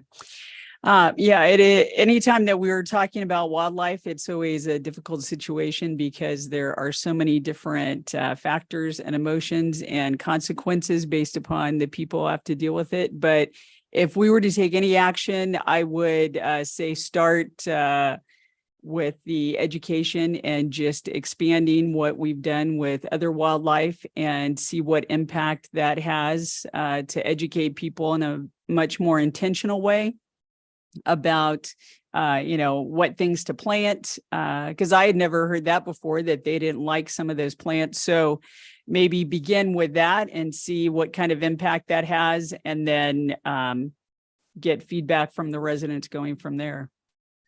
Understood. To your point, ma'am, Yes. if our residents would go on the city website, they will find a link to the San Gabriel Valley COG. All you have to do is go onto the City of Glendora website, click on the giant peacock. It will take you directly to the San Gabriel Valley COG's information page, which has much of the information that Mr. Archibald briefly covered tonight there and immediately accessible. That's great. So that's a great start right there. Bang, you got it. Thank you. Thanks. Mendel? Mayor, thank you. And thank you guys for this excellent report. This is not a win-win thing. They are beautiful birds. They're kind of a legacy within our own town, but they're a pain in the you-know-what. There have been times here where the citizens have spoken out, and they have taken their time to share with us the crazy sounds that they make. And they've indicated how much some of these birds have cost them. And so this is a hard one. I would personally come down to support item 2.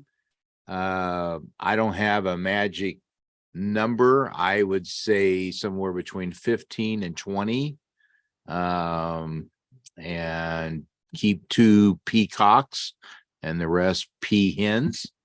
And that's what I would do.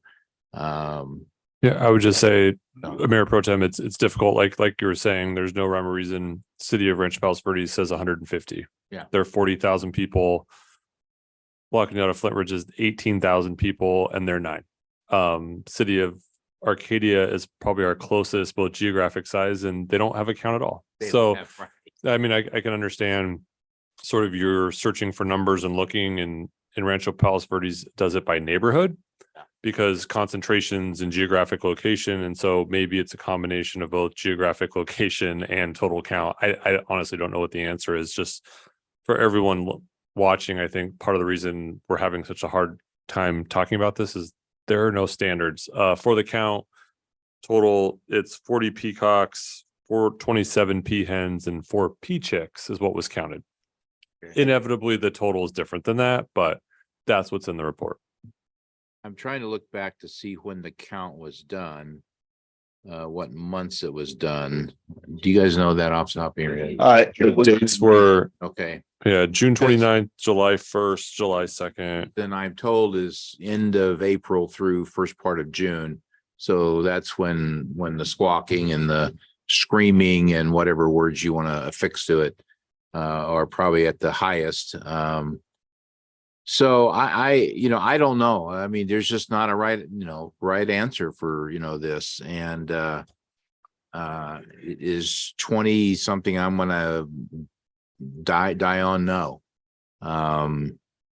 But that's what I would say. So that's all. Michael, anything else? I'm ready to make a motion. Well, okay, well, You have something to say? sure. As I've been known to do in the past, I would like to consider an option number 5. We had talked a little bit about the possibility of, because residents trapping the peacocks on their own property is legal and appropriate. We had talked about the idea of us possibly putting a budget item, a line item in our budget to create like a grant process that would allow individual residents to trap the peacocks, and we could cover the cost up to a certain amount every year. One of the things I talked to one of the residents, first off, I'm still a little bit shocked by this. I've lived in town for 40 some years. I never had any idea that peacocks were this aggressive. I occasionally would hear a blurb now and then, but when the residents filled up the audience and talked about the issues you have, I believe we have to do something. I don't think doing nothing is an option. But the issue is we could trap every single peacock in town except for one. And if that's the one that's terrorizing one particular resident, then we didn't do our job, because we don't know which ones are having the major issues, which ones are accepting of them, if there's different opinions in different neighborhoods.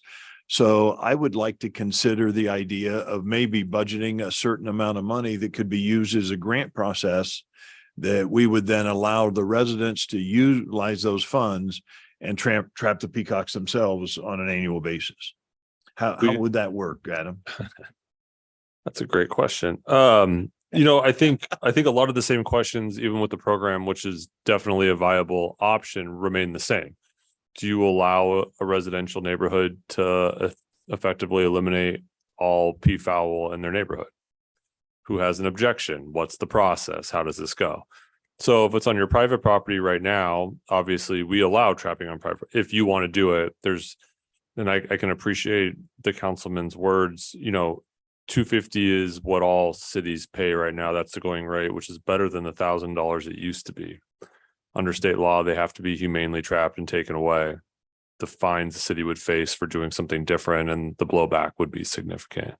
But definitely appreciate, it doesn't seem like it would be that expensive, or should be that expensive.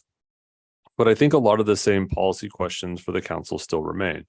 It's, if we go down that process, which is definitely an option and a viable one, to allow neighborhoods to determine kind of what that is. In preferential parking zones, we require the entire neighborhood to sign off.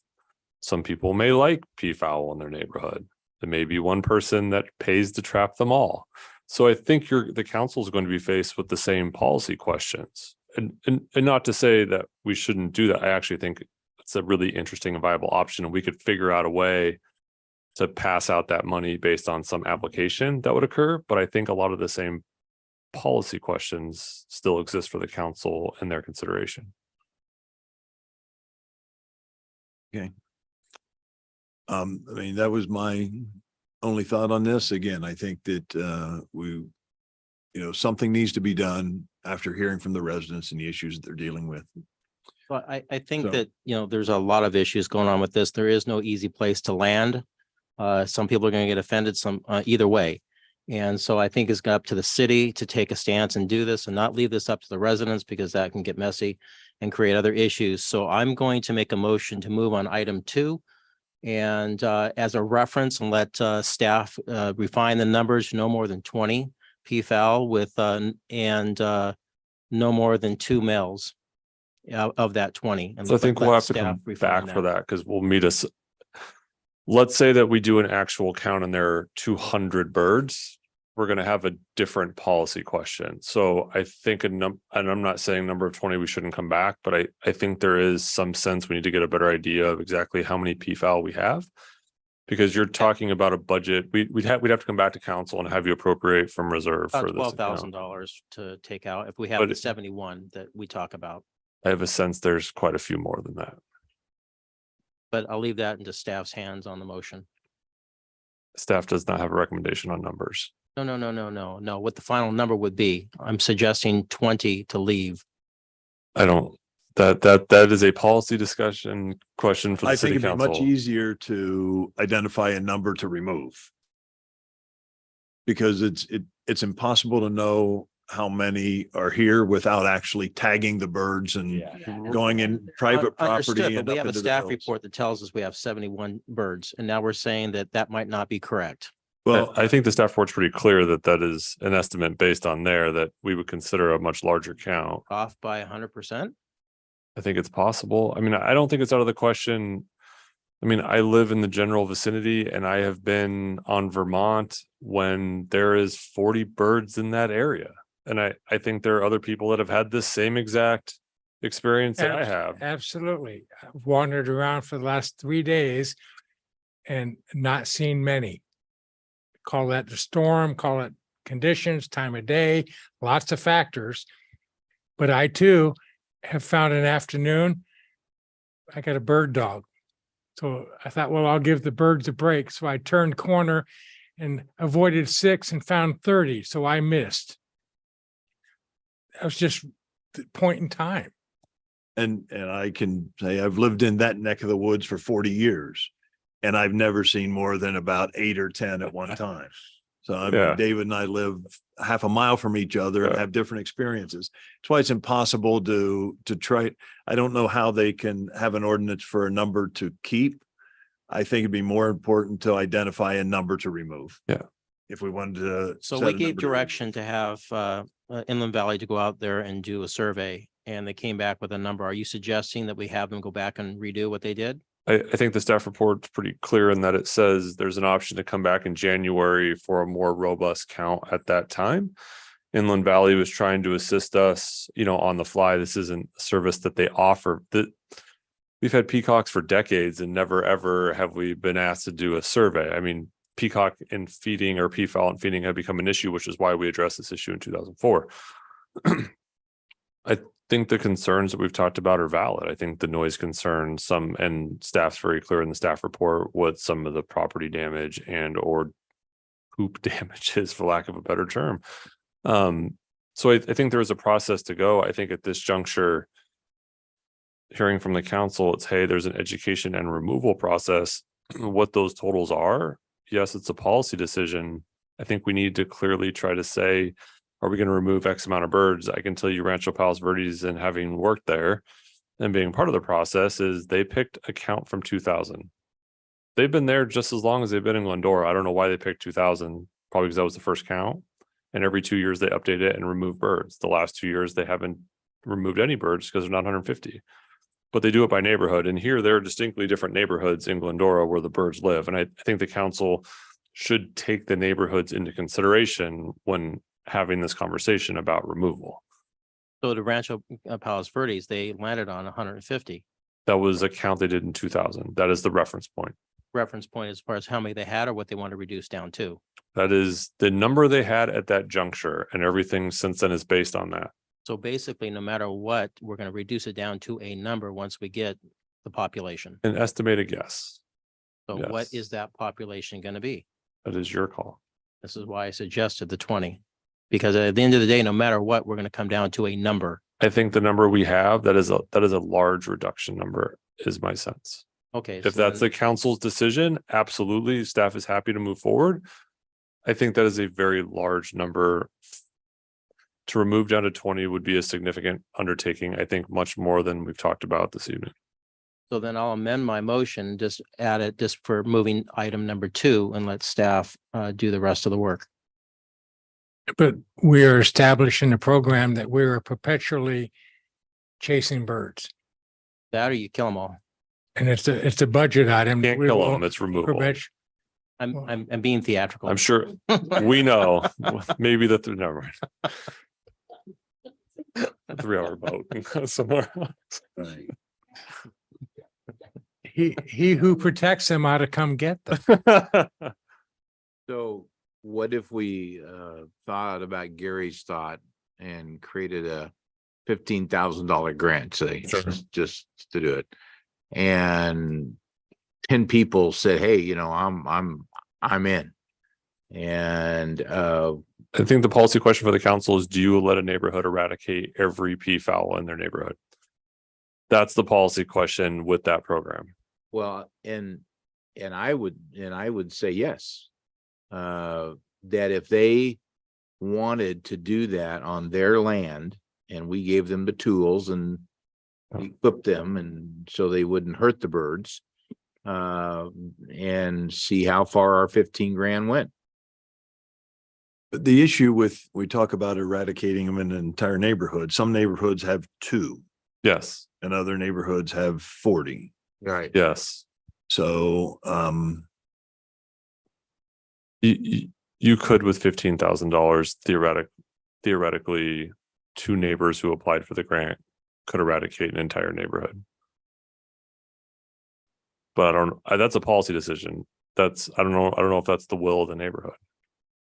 Well, but do we, from a legal standpoint, so do they have to vote? No, this is And 2 people take it upon themselves to put up pins or whatever they're called and this process, as eradicate them. as they say, it all happens on private property. So the trapping, the city paid trapping must require private property. They sign agreements and Right, stipulations. right. But those agencies that do that state, here's how many we're going to reduce to, or here's how many we're going to reduce in each neighborhood. It just happens that the private citizens in that area volunteer their property for that process. So the question in my mind is, if we have a grant program, is that, and it is to trap and remove birds on private property, have we made an illegal gift of public funds for that purpose? I don't think so, but it's an issue that we need to think about. Do we set up conflict by doing something like that with the neighbors? I think that's inevitably the question is, I'm not saying there's not an overwhelming support to remove some of the birds. That's not what we're saying. We're saying in a program like that, theoretically, without some program requirements that staff would come back and get agreement on, you could have the ability of a couple neighbors to determine the neighborhood's ability to have peafowl. And maybe that's what council want. I just, that is the policy decision you guys need to give us direction on. Thanks. Because we're not doing that. No, I'm kidding. We'd be happy to come back and provide some options for further consideration about what something like that would look like. I honestly feel staff doesn't have enough information to make you a recommendation on the number of birds.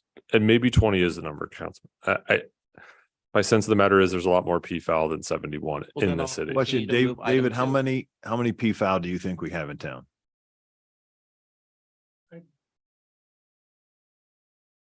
Strong estimate at 100 plus.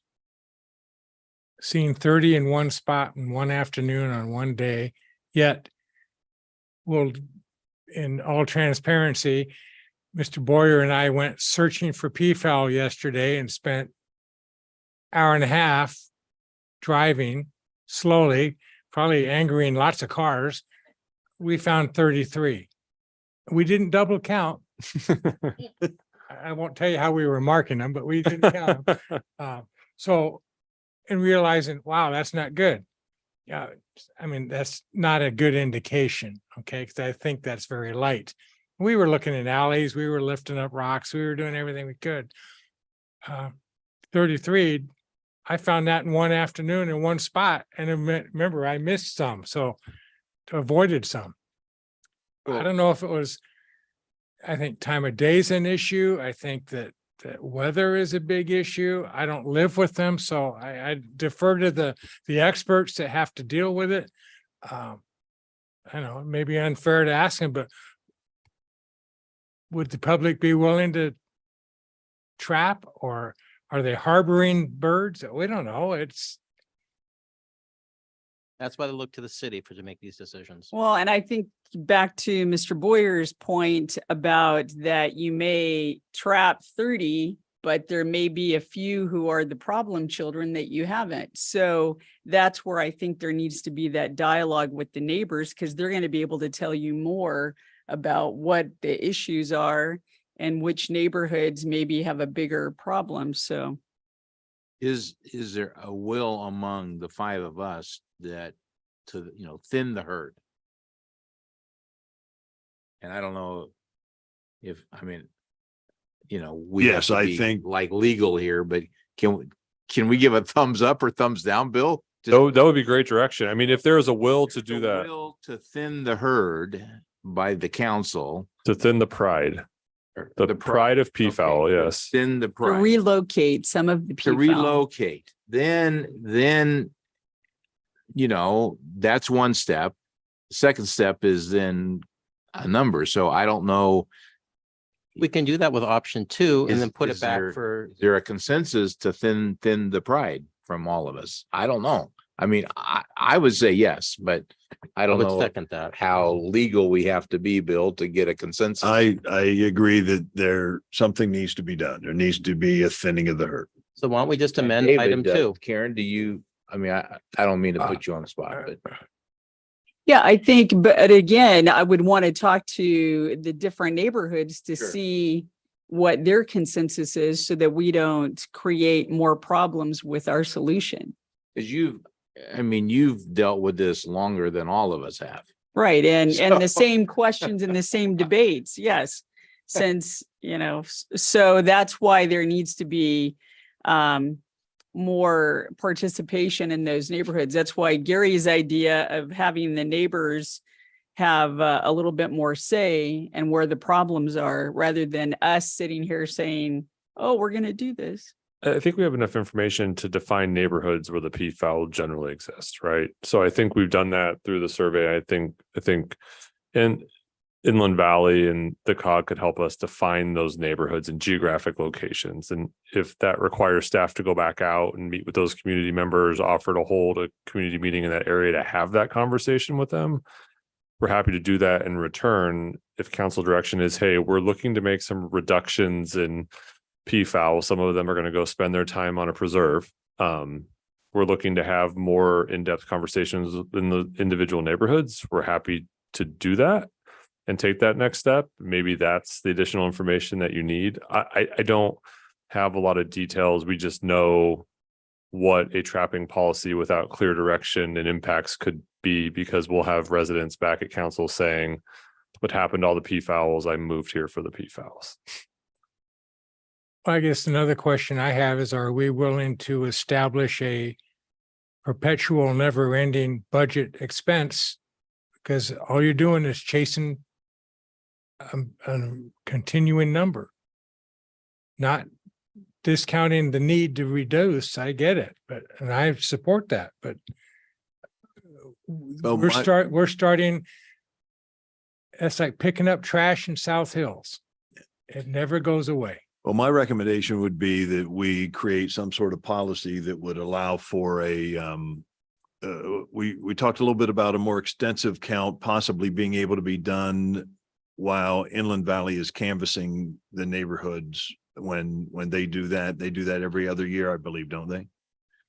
And so there is a possibility of integrating that into that same program so that we could keep on top of the number that we have.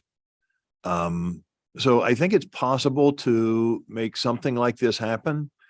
The idea when we talk about the neighborhoods, possibly limit the number of peafowl that could be trapped at one particular time or in one block. I got a question as I think about this. They put the cages up, they put food in, the birds go into the cages, and then they remove the birds. And it's $250 whether one bird is in the cage or whether there's 10 birds in the cage is $250 per bird. Is that correct? Yes, sir. The cages are on private property and they have 24 hours to remove them after the call is made that there has been a bird trapped in the cage. Okay, but regardless, so if no birds are in the cage, is there a cost involved? There's no cost if for removal of the birds. And yes, you are correct. $250 per birds. So if there's 10 birds in that cage, that's a $2,500 fee Head that count. would be collected by Yeah. the private vendor. They're pretty good at trapping birds. Okay. Yeah. So again, my thought could be that we could put a limit on how many is trapped for a period of time, so it can be reviewed. We could put a limit on how many are trapped in an individual neighborhood. But you want to have a limit. I mean, so we start trapping down to 0, or what's the limit? So we have some folks out in the audience who are still here. Is it appropriate to maybe ask them what their thoughts of our discussion on this? I'd like to hear. You have to have a motion for request to open up I'll public move. comment. To open up public I'll comment? second. All right, Okay, who wants to step up? well, I will open public comment then and ask if I believe, would you like to come up and share your thoughts on this?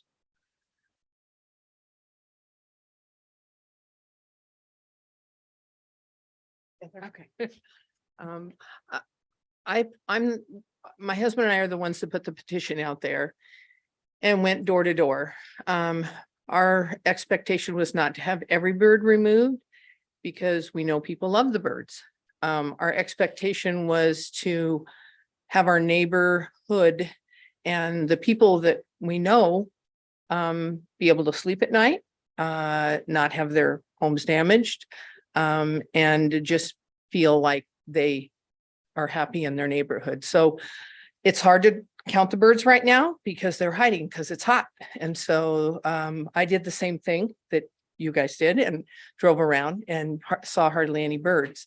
Though during mating season, when I drove around, I saw 40 birds just over on Vermont and Pennsylvania. They were just everywhere.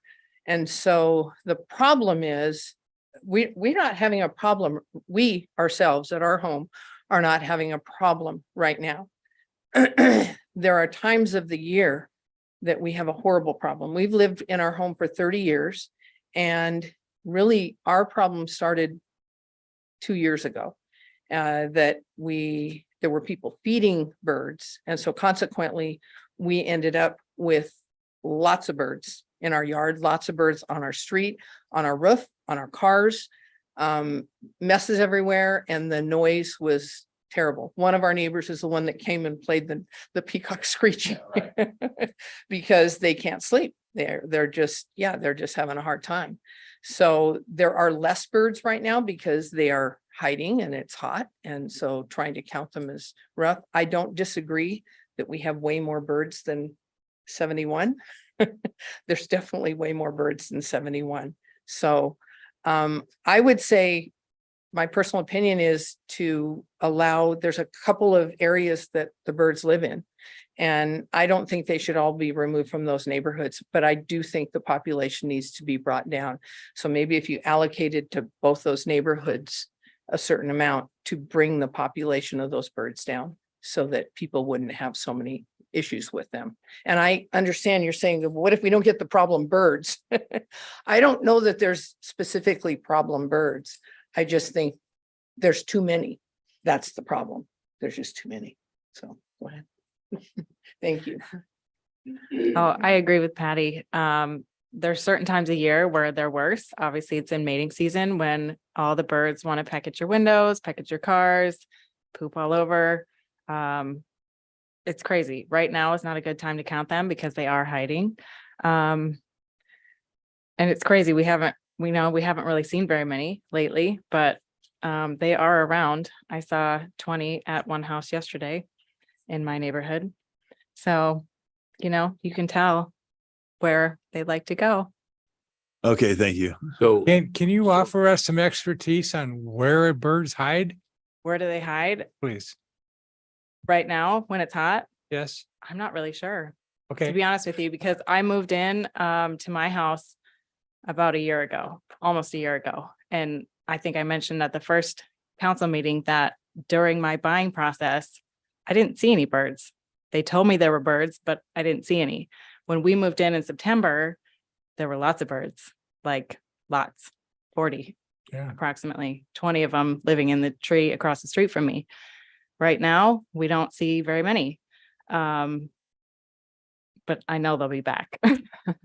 So can I just ask? So would you guys be amenable to a grant and put a cage on your site and catch whatever you do? Do you think some of your friends would be open to that? Or do you think we're just crazy up here? Don't answer that. But I mean, no, we really need some No, I real think- life guidance. I think a lot of people would be happy to do that. I think since I've come into my neighborhood and have talked to people, I think people really felt like their hands were tied, like these birds were protected and they've been suffering for 30 years, some people, and they've just been miserable. And I come in and I'm like, well, what is this? What's happening? Yeah, You know, I don't understand this. Like they literally are destroying cars, windows, Right. roofs. You know, it's impossible for some people to enjoy their yards and their neighborhoods. And it's really unfortunate. You know, the screaming, the 24-hour screaming at night during mating season is unbearable. And even with earplugs in and sound machines on, Right. it's crazy. I think you said that your kids were kind of attacked or almost attacked or something. It wasn't my child, but Okay. yeah, they can get, You they, spoke about that. yeah, they can get very aggressive. Yeah. Yeah, I had a particularly aggressive male at my house, and I think the males are doing the most damage. I've never seen a peafowl, a female, pecking at the car, but I've seen many males pecking on the cars and the windows and destroying my house. Always a male's fault. Well, Do you think, just to interrupt, do you think that the residents would want to take the responsibility of going through the grant process? There's gonna have to be some validations and going through that process as well. Do you think they want to take that responsibility on? Or would you rather have the city go through that process? I would just add, the private residents have to go through an agreement. That's how the process works now. There's an agreement and liability form that has to be signed That's, one way or it the was a other. grant. It'd be similar. Be the same. Right, Yeah. right. Would you want to take that responsibility on, or would you rather have the city manage the process once? Well, we I came think down the with a only number? difference between having us manage the process or having the residents manage it would be who initiates it. Because the process is going to be the same either way. We have to have an agreement with the residents. And then if the city took that lead, we would have to go out and try to determine where to set the traps. And the private residents would still have to sign a liability waiver agreement for the cage to exist on private property. It's essentially the same way one where the Well, I really you. appreciate you Yes. guys stepping up and giving us some guidance because. I don't know. so you were asking, let me just clarify, you were asking if the private residents need to be in agreement in order, like if the city's gonna pay for the trapping, right? But it is legal for you to private trap on your private property and remove the ones that live at your house, correct? Yes, you could trap, if you are going to pay for it, you could trap them anytime you wanted to Great, on your own property. all right. So the question is how do we do it when the city's paying for it on the private property? Yeah, so Right. you grant. Okay. Yeah. Okay, so somebody that had like, say, 20 of them at their house would be able to apply for the grant and then have the city help to remove them. Yes. Yeah, okay. Okay, thank you very Thank you. much. Thank you. Okay. So we have another opinion. Thank you. You opened it up for Okay. comment, so I figured I would come up here from a representative from the Inland Valley Humane Society. Good evening, Mr. Mayor, council, staff, and community members. My name is Nicole Bresciani, President and CEO of Inland Valley Humane Society.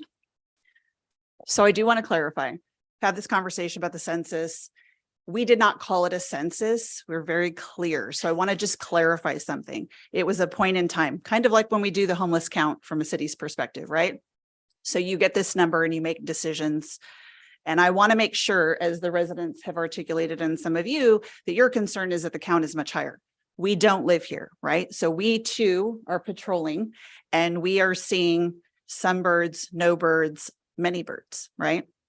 It's the same thing in other residents too. It has to do with the weather, time of day, the temperature. So we are, I will just say we are Switzerland. We are neutral as far as whether or not the city moves forward. That's a policy decision for you all to make. You're discussing that. What we have is enforcement of humane activity, right? So I want to be very clear. We've talked to staff who prepared the report, and as well as we understand the trapper that you're talking about entering into an agreement with. As the resident mentioned, she is absolutely within her legal rights to trap on her private property now, just with any nuisance pest control. Any of the residents can do that.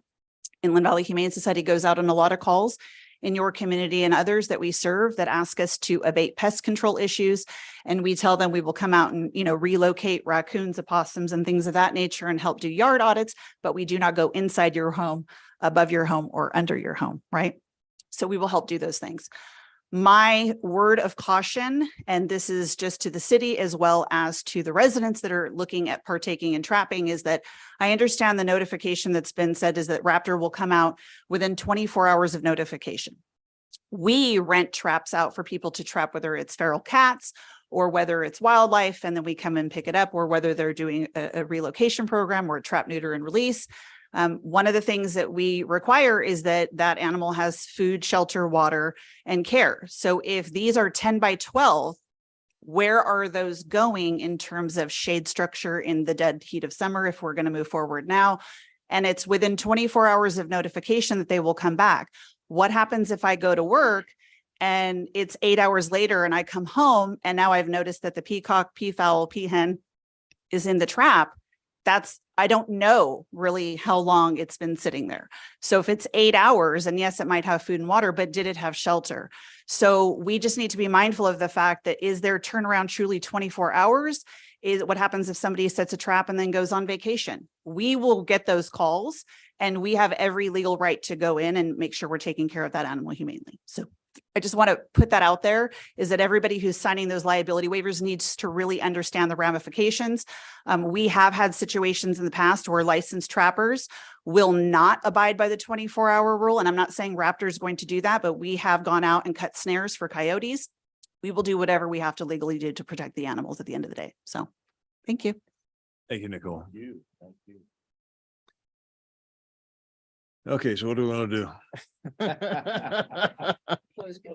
Oh, okay. I'll go ahead and close public comment and then bring it back to, My motion is still on the table. I think it died for lack of a second. Hope springs eternal. It died for lack of understanding.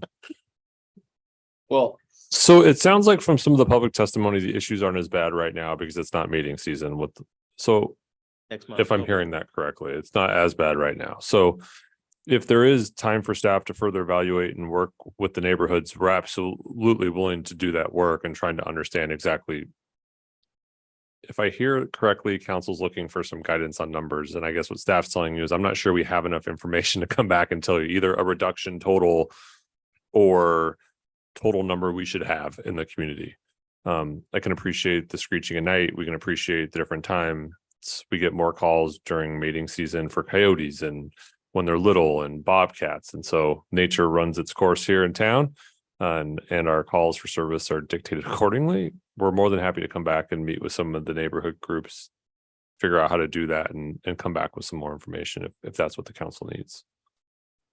Well, and I would support Gary's thought of having a grant. Yeah.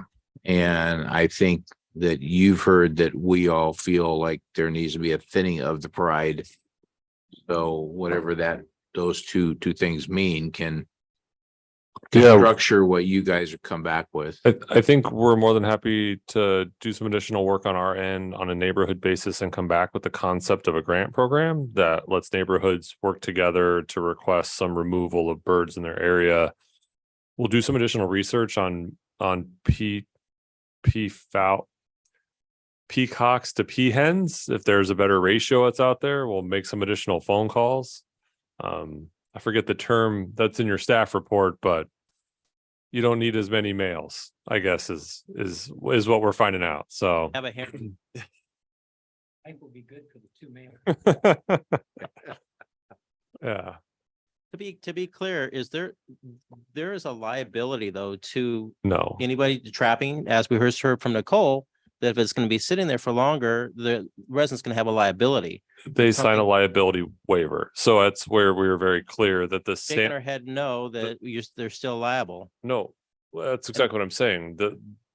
The residents who sign up sign a liability waiver. The city has no liability in this event. Right, but the resident does. Correct. But it is very clear in the contract that they signed that I don't know if we included a sample in the staff report, but they're on various cities' websites like South Pasadena and other agencies that do the trapping. It's very clear what the liability standards are. Right, but then after they trap them, they have to now bring them someplace, right, on their own? No, Raptor goes, that's why it costs $250. Oh, so then they just contract on their own with the grant money we give them.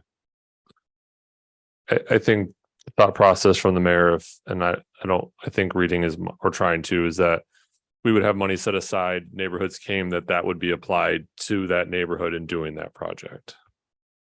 And it would be the trapper's responsibility to respond, but if they didn't, we would, I'm sure, I guess we have already spoken to one group, but I think it would be important that we talk to a number of different trappers and try to make sure we're going to find somebody that is going to follow the rules and do. This what seems needs to be the done. game in town at this juncture. It's what most of the cities use, probably because it's the cheaper. In all honesty, when I first started this process, Rancho Palos Verdes cost $1,000 a bird.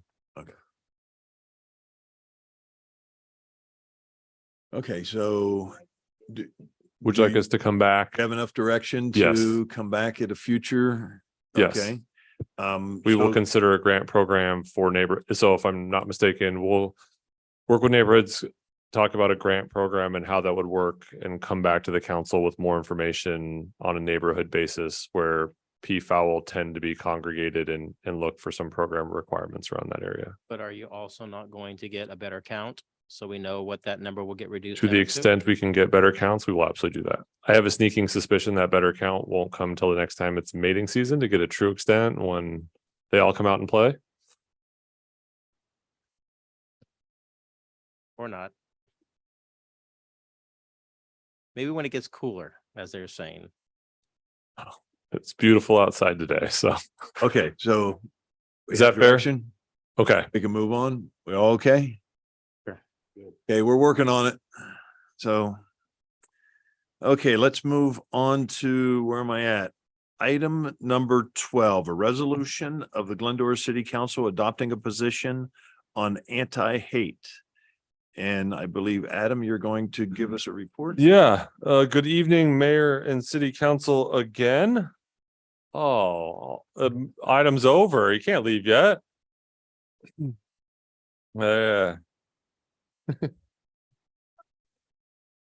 At our most recent meeting, Mayor Boyer and Mayor Pro Tem Thompson requested a consideration of a city statement on anti-hate, and the direction was provided for the mayor and Mayor Pro Tem to work with staff and come up with a draft statement for potential city council adoption and consideration.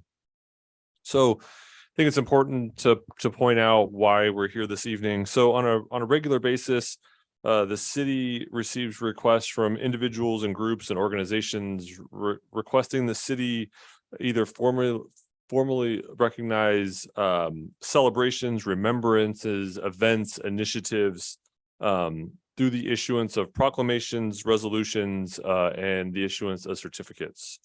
Most of that process that we have through the proclamation process or certificate process or ceremonial in nature. On the topic of hate and anti-hate, the city's received more requests of late. And so one of the challenges always comes down to is we don't want to omit a group. We don't want to single out a group. We've gotten so many of these requests, and because of the severity of the topic, there was a consideration of, does the city want to adopt an official statement that you can point to?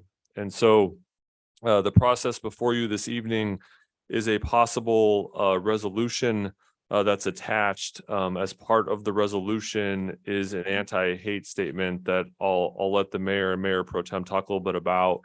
In terms of procedural and how the collaborative effort was done, the mayor and mayor pro tem drafted a statement that was presented to a group of city staff who reviewed recommended changes, which were then reviewed by the mayor and mayor pro tem with the final statement for consideration to you this evening.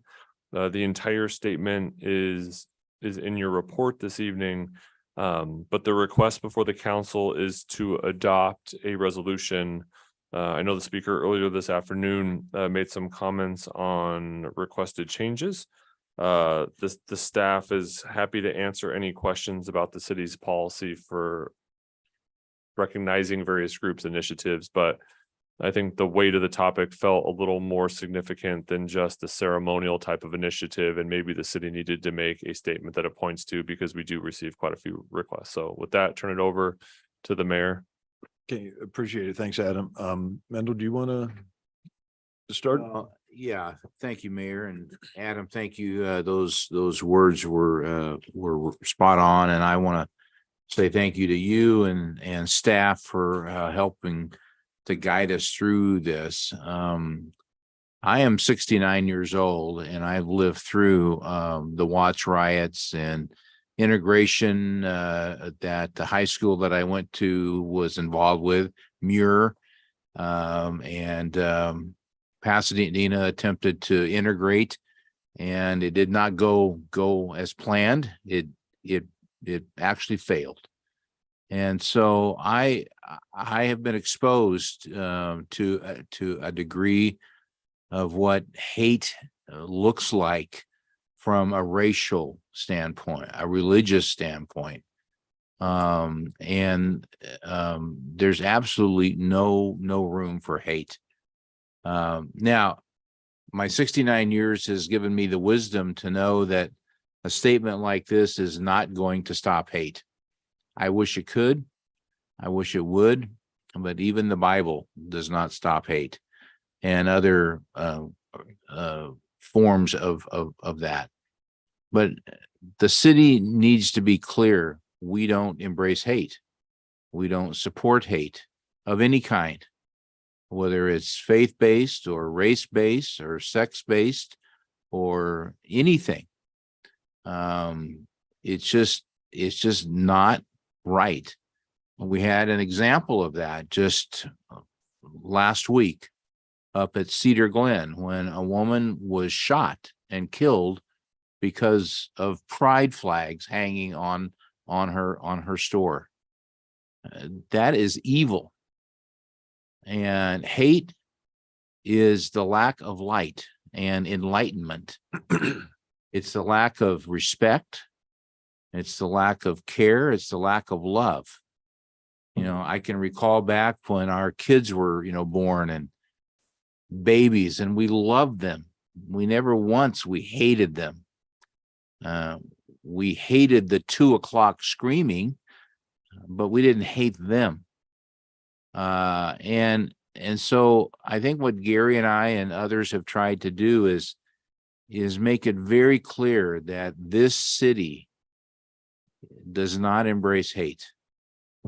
We must fight against that, and we must stand up, protect everyone's right to feel cared for, loved, accepted, respected.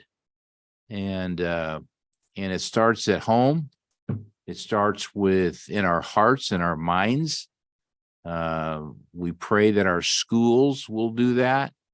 The churches, the buildings of faith that we attend, we pray that our city does that we enjoin those. So it is my hope, it is my prayer that this is a statement that we can point to. It's not a perfect one. Probably will never have a perfect one, but when we talked about this 6 or 7 weeks ago, I want to get this right, but I don't know that I will. When Karen said, just don't hate. You know, it's such a simple thing, but it's so hard. And so we're trying to articulate it. And I hope that people see it, read it. Most of all, I hope that they feel it. They feel that there's no hate here. You may look different than, me, but that's okay. And tolerance needs to be given on both sides. Left, right, center, back, independence, whatever the labels are, we need to have a common ground of caring, respecting, and loving what each other means. So that's my heart, and that's what I put into this, as Gary and I talked about it. We both share that, and I hope that we can pass this, and it'll be a stake that's in the ground that we can point to. Thank you. Okay, thank you, Mendel. I would just like to add, when this discussion started, we look at the fact that we get requests like this on a regular basis, and it's sad that we live in a time that this actually has to be said out loud. I mean, this is something that we should all live by, and we shouldn't have to proclaim something as obvious as the fact that we are anti-hate. My thought process when Mendel and I were discussing about making a statement for the entire city had more to do with the fact that it's important that we live this every day and not take a position by position situation and have that discussion and make decisions on it. I know my friends and neighbors here in the community of Glendora. I know that the ones that I know feel the same as we do about this. But I think the way that we are trying to approach this by having a statement that exemplifies the way we want to live our lives on a day-to-day basis is an appropriate way to address this, as opposed to addressing each individual request as they come in. So that was the reason that I felt it was more important to have a statement that we could point to and say, this is what Glendora is every day, 365 days of a year. So that was my reason for going this route. Does anybody have any questions or comments? No, I thank you too for accepting that opportunity to do this, because as has been stated earlier, hate should never have any home here. And you you mentioned the Bible. Unfortunately, even the Bible is used as a tool of hate and to propagate misunderstanding and abuse. So I think that in every instance and in every group that has been persecuted, that we need to say, sorry, we're not going to tolerate that in the city of Glendora. So thank you. Anything else? David? Yeah, I echo your regret that we have to go this route. But I think that the combination of the wording, the thoughts, the reason behind it makes a lot of sense. And I appreciate the statement that is presented to us, that it doesn't enumerate brand, label. It just talks about the entire nature of the disease that's out there. And I can support this statement very well. Thank you, staff, and thank you for driving this. Okay, appreciate it. We have a motion by Michael to Gary, I'd like to just interject just a little bit. With everything that was said was spot on different areas. We're not always going to agree on every little facet. This has been going on since the birth of the planet, if you will. And I have suspicion that's never going to change. It's just that we can interject ourselves. We've interjected ourselves several times in the past, city councils making such statements. And sometimes you wonder if it goes on deaf ears. But we have made a good valiant effort to do this each and every time we've done this. I know back in 2020, we had some situations that we've made some statements and we stuck by them, and we're speaking for all of Glendora. And I think to both of your points, the residents in Glendora are very welcoming for the most part. Of course, we have some knuckleheads that are out there. You're always going to have that, but I think by and large, we're a very welcoming society group. Even your mayor's tile, I love what you put on the back, that little simple saying on the bottom, where everyone is welcome. And I think that was well put. And I think that's in the hearts of most of the folks here in Glendora. And my hope and dream is that this will propagate. But unfortunately, government gets in the way of using this as tools. And I wish they would not. I wish they would stay out of this. I wish that people would be more reverent about their thoughts, be more self-reflective and take personal responsibility. And I don't know if that can happen or not. Unfortunately, we don't teach enough of that in our schools and our everyday lives, that perhaps maybe that's perhaps a start that we should maybe start talking to the different entities in town, and maybe we can change the directive on this. So I'm kind of saddened that we even have to do this. It just breaks my heart.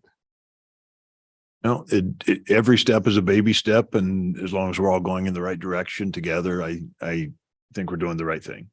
Thank you. So at this point, I have a motion to adopt this statement by Michael and a second by David. If I could ask if everybody would please vote. Thank you. I have motion made by Councilmember Elowis and then second by Councilmember Friedenau. I will now conduct a roll call. Councilmember Elowis, Yes. Councilmember Davis, Yes. Councilmember Friedenau, Yes. Mayor Pro Tem Thompson, Yes. Mayor Boyer. Yes. Motion carries 5-0. Okay, thank you very much.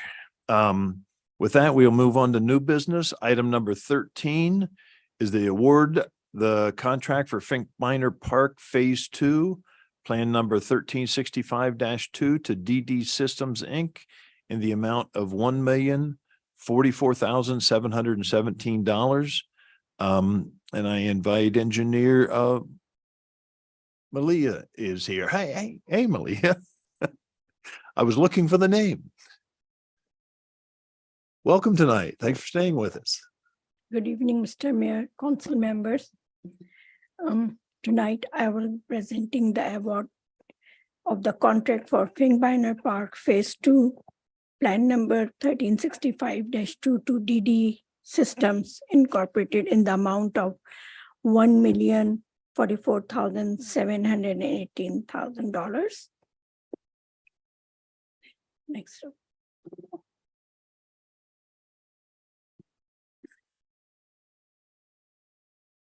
The Fink Minor Phase 2 improvements includes construction and renovation of the playground and surrounding areas, resurfacing the existing parking lot, the area of Minnesota Avenue and along the course and the alley north of the course, removal and replacement of concrete walkways and curbs throughout the park, replacement of the shredded rubber in the playground area and surrounded perimeter, and providing different colors to make it more attractive for the kids.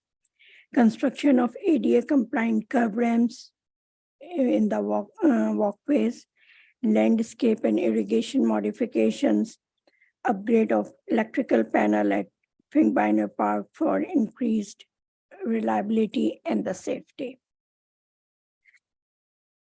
The project went out through a competitive bidding process. Bids were closed on June 8 to 2023. 7 responsive bids were received. The bids range between $1,044,718 to $1,399,945. Award to the DDS System Incorporated being the lowest responsive bidder. Also, they are a Glendora-based business. The project adopted budget was $1,075,800. $758,658. Phase 1 was completed for $596,684. This includes also the design cost of the project. Phase 1 was the improvement of the tennis courts and pickleballs and improving the drainage in that area. Enough funds are available for this phase 2 improvements. And here is the after completion of this phase 2 with 10% contingency, there will be a budget left over of $12,776. Tonight, the recommendations before the City Council are approve the plan and specification for Finkbeiner improvements phase 2 plan number 1365-2. Award the contract for Finkbeiner Park improvements phase 2 plan number 1365-2 to DDS Systems Incorporated in the amount of $1,044,718. Authorize the Public Works Director to execute any necessary change orders in an amount not to exceed 10% of the original contract amount. And authorize the city manager or his designee to execute the agreement with DD Systems Incorporated, including minimal and or non-substantial changes. This concludes my presentation tonight. Thank you. I have a couple. May we expect that phase 1 planning and hardscape and electrical and things all complemented the continuing phase here without redo or disruption of they were the general plan worked, they were all thought about at the same time so that we're not undoing the work that was done in phase 1? Yeah, so phase 1 is separate and we did in a way that that portion has been done. It will be, there will be no impact or on the phase 1 work, there will be no disruption. It will be staying like that. Great, okay. And reading in the packet, there's discussion that upgrading playground equipment is likely and some recommendations would come at a later time for that? That's correct. Right, thank you. No more questions. Anything? Mendel? Just a couple of things. Thank you for your excellent report. And the public needs to know that on slide 4, I believe, this is being done by Measure E. Let me say that again. This is being funded by Measure E. A lot of times, the 5 of us are walking around and we're asked, what is Measure E doing for us? The incremental bump in sales tax that we kept instead of the county getting. Well, you can now point to Finkbeiner Park and the 7 points that we just talked about. That is just one thing, but I think this is really important to pause and point out that this would not have been able to be done, at least to the extent that it's being done, without those extra funds. And the citizens, we voted that in. We promised you that the tax that you approved would stay here. It is staying here. It is being used. It's being used on roads and sidewalks and various things, but this is going to be used. It's $1.7 million. And so I just want to be very clear about that if you're ever out and walking around or you're shopping or whatever, somebody says, well, what is the city doing for Measure E? You can point them to Finkbeiner Park when this is done and be very proud of what the staff's done. So thank you. Thank you. Thanks, Mendel. Michael? Just one quick question. Thank you for your report. The existing playground equipment, is that going to get replaced completely or is going to be augmented, or what will happen to it? Staff is that is under discussion between the staff and depending upon the funds Recommendation. availability, then the final decision will be made and will be presented to the council. So what do we do with the existing playground equipment if we replace it? What do we do with it? So currently there are some broken parts on that playground equipment, so it would be disposed of in accordance with our various processes. Can we gift it to a nonprofit? It I'd have to depends look on- at the disposition process, but typically we're very cautious for the liability assumption on something like that, Gonna get scrapped, basically. depending on what it is, but we're happy to report back on that. Okay, and this is probably out of the topic here, but related. We had that room where we used to rent out equipment right there. Is it being stocked? As when we did the bathrooms and all that, it wasn't at that point in time. Have we reached that point where it's Yes. been restocked? Yes, And we're giving out equipment? yes. Great. Thank you very much. The only question I have is that all the shredded rubber going to go away? And the playground? Right. Yeah, it's all going away. It's going to be Yes, replaced. it will with be the port- replaced because the existing rubber has like reached its useful life, and the purpose of the rubber is to provide that safety and bouncing to the kids. And once its elasticity or flexibility is gone, it need to be replaced. Okay, I appreciate it. No, I do not. I don't want it anywhere. Okay, so I guess we have a motion by Karen, a second by Michael already. If I'd ask everyone to vote. And I will now open it for oral roll call. Councilmember Alves, Yes. Councilmember Davis. Yes. Councilmember Friedel, Yes. Mayor Pro Tem Thompson, Yes. Mayor Boyer, Yes. motion carries 5-0. Okay, item number 14. Award the contract to Bureau Veritas Technical Assessment LLC for the facilities condition assessment in the amount of not to exceed $238,103. And I guess Assistant Public Works Director Michael Sled's going to report. Welcome, Michael. Good evening. As mentioned tonight, I'll be presenting on the award of a contract to conduct a citywide facility condition assessment. For brief background, staff formally requested proposals from engineering firms to conduct a citywide facility condition assessment. This project will inventory and comprehensively evaluate the condition of all city facilities and their components, excluding water production and distribution infrastructure such as reservoirs, pumps, water mains, etc., as these items have already been evaluated under a separate comprehensive assessment.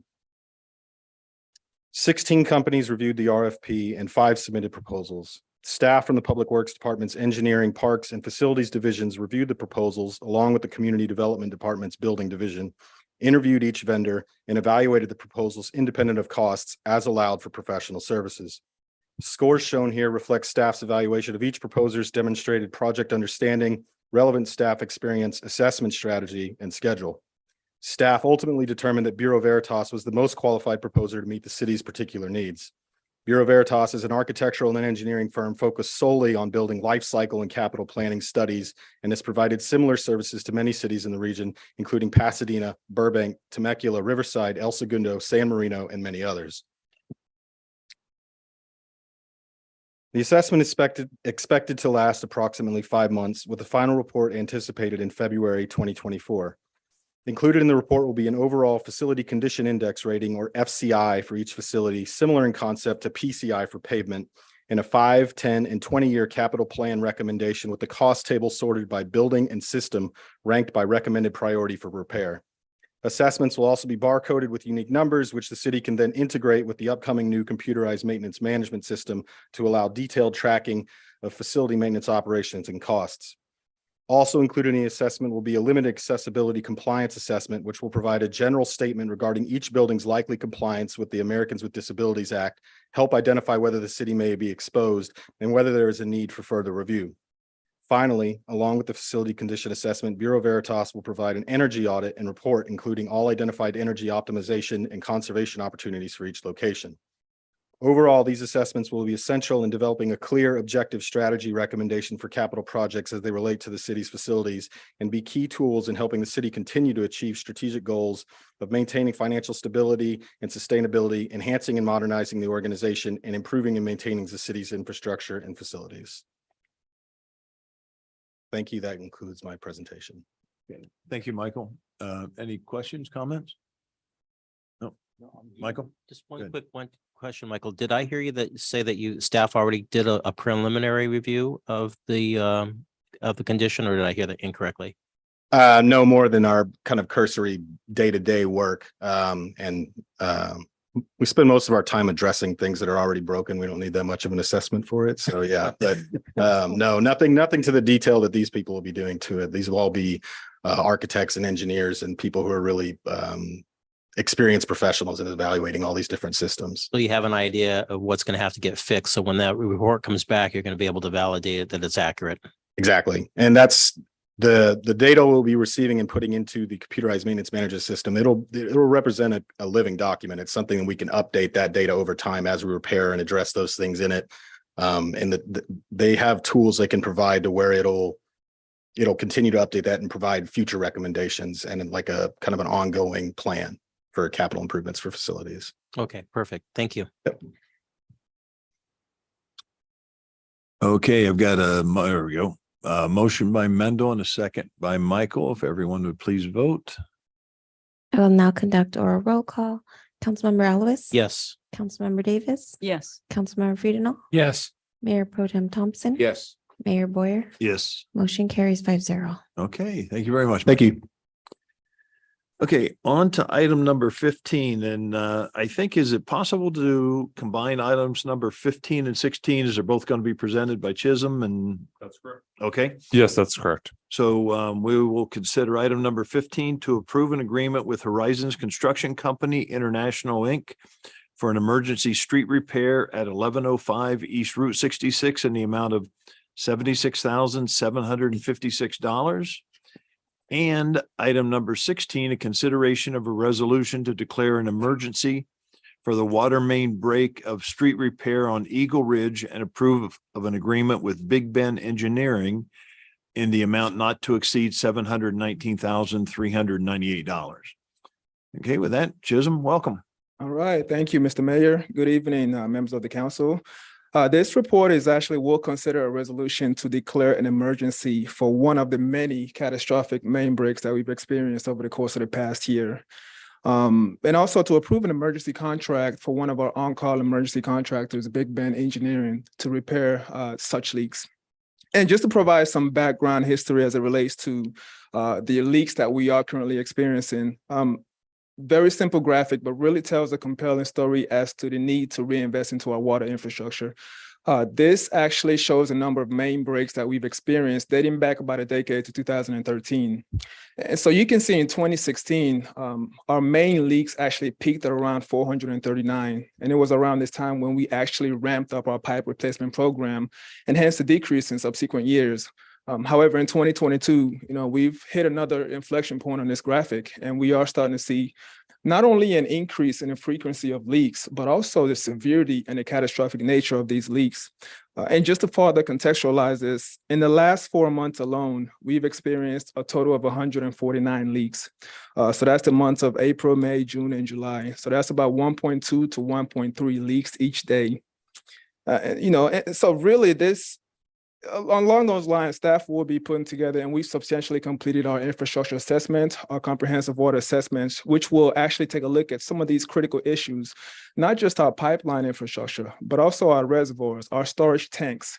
They're either approaching their useful life expectancy or has exceeded life expectancy, and so are exhibiting serious corrosion issues and are becoming deficient for our infrastructure needs. So we'll be presenting the results of the comprehensive assessment in a joint meeting with our Water Commission on September 12th, and really talk about some of the long-term plans that we have put in place to identify, outline, and address some of these critical issues. And so really going back to the subject leak, the leak was noticed on the morning of July 12th on Eagle Ridge, about 350 feet east of Beaver Brook. Staff was able to repair the immediate leak, restoring services to residents within a couple of hours. However, the damage done was so extensive that it required a complete replacement of the water line in the streets to the tune of about 15,000 linear foot of pipeline. It also required repaving of the entire street, curb to curb, about 30,000 square foot. And so these photos further show the damages caused by the leak. Again, majority of the surrounding utilities were damaged. The subgrade of the road was severely eroded, and you can see the road sustained some buckling and asphalt displacement. And not long before that, in June, we had a very similar situation on Lorraine Avenue, on Route 66, just east of Lorraine Avenue. Here we had a catastrophic mainline break, again, undermined the road, damaging surrounding utilities, causing differential sediment or sinkholes along the road. In this case, staff was able to repair the leak, and we utilized an external contractor to repave about 600 square foot of pavement. And again, this main leak is the subject of item 15 in your agenda packet.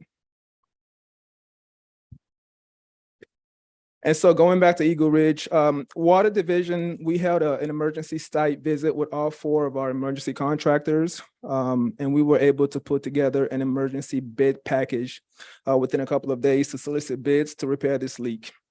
Big Ben came in with a low bid of just under $600,000 and was awarded a contract.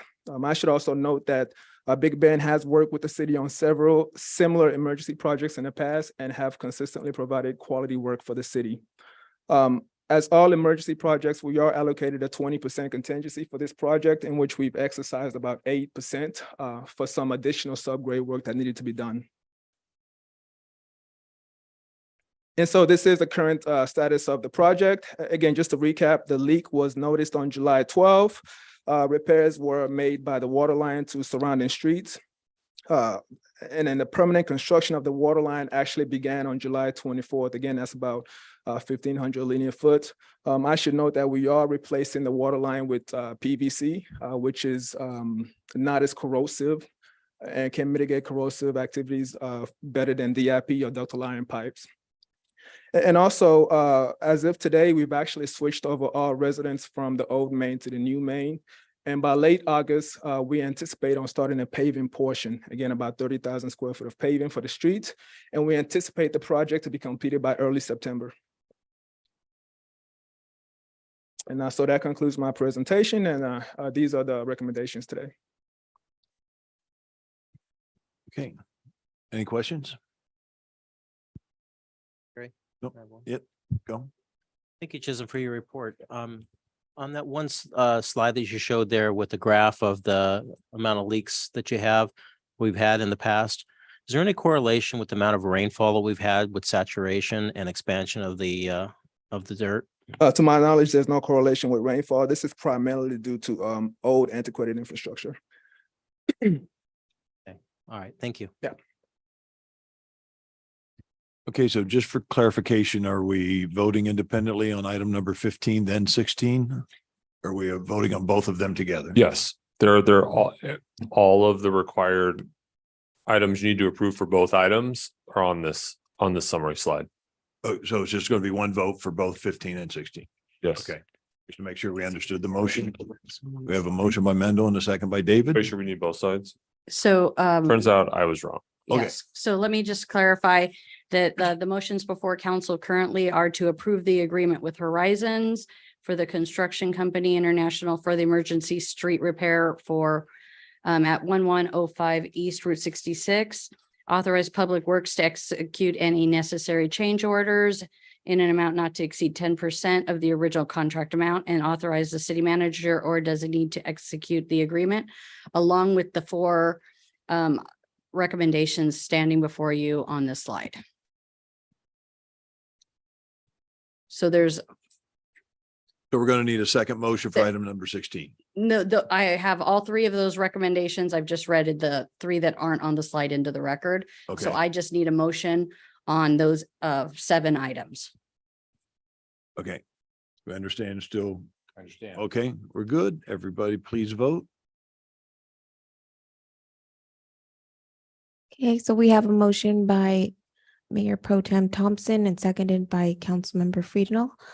For oral roll call, Councilmember Alowitz, Yes. Councilmember Davis, Yes. Councilmember Friedenau, Yes. Mayor Pro Tem Thompson, Yes. Mayor Boyer. Yes. Motion carries 5-0. Okay, thank you. That brings us to the end of our agenda. Any additional comments or items? I was just gonna ask staff, what's our best guess for the amount of rain that we just received from Hillary? Is there any? 5.5 guesstimate? or 6 inches? About 5.5 to 6 inches. I think the public wants to know that, needs to know that. That does not mean that you can just go out and turn on your hose. But we are blessed to have gotten that, so thank you. Thanks. I just wanted to echo what Adam had said earlier about the flashback. It was very well attended. It was an amazing event. They did a good job, and I understand with where they had 187 vehicles this year, and they want to increase it to another 40 next year. It was a very, very good event, very well attended. A lot of folks had a lot of good times. And PD, hey, there was no issues, right? Perfect. Thank you. Thanks. Yeah. Anything else? David? One quick announcement. Pleased to announce that my wife and I are going to be grandparents by the end of the day, we hope. Oh, wow. Our son and daughter-in-law are at the hospital now for going on 24 hours working on it. So hopefully a new grandchild and the first grandchild is in the way. So thank you. Congratulations. That's a given. Yes, thank you. Okay. That it, Adam? Bill? Okay, with that then, I would like to adjourn tonight's meeting in memory of Chuck Gomer. And we are adjourned at 9:44.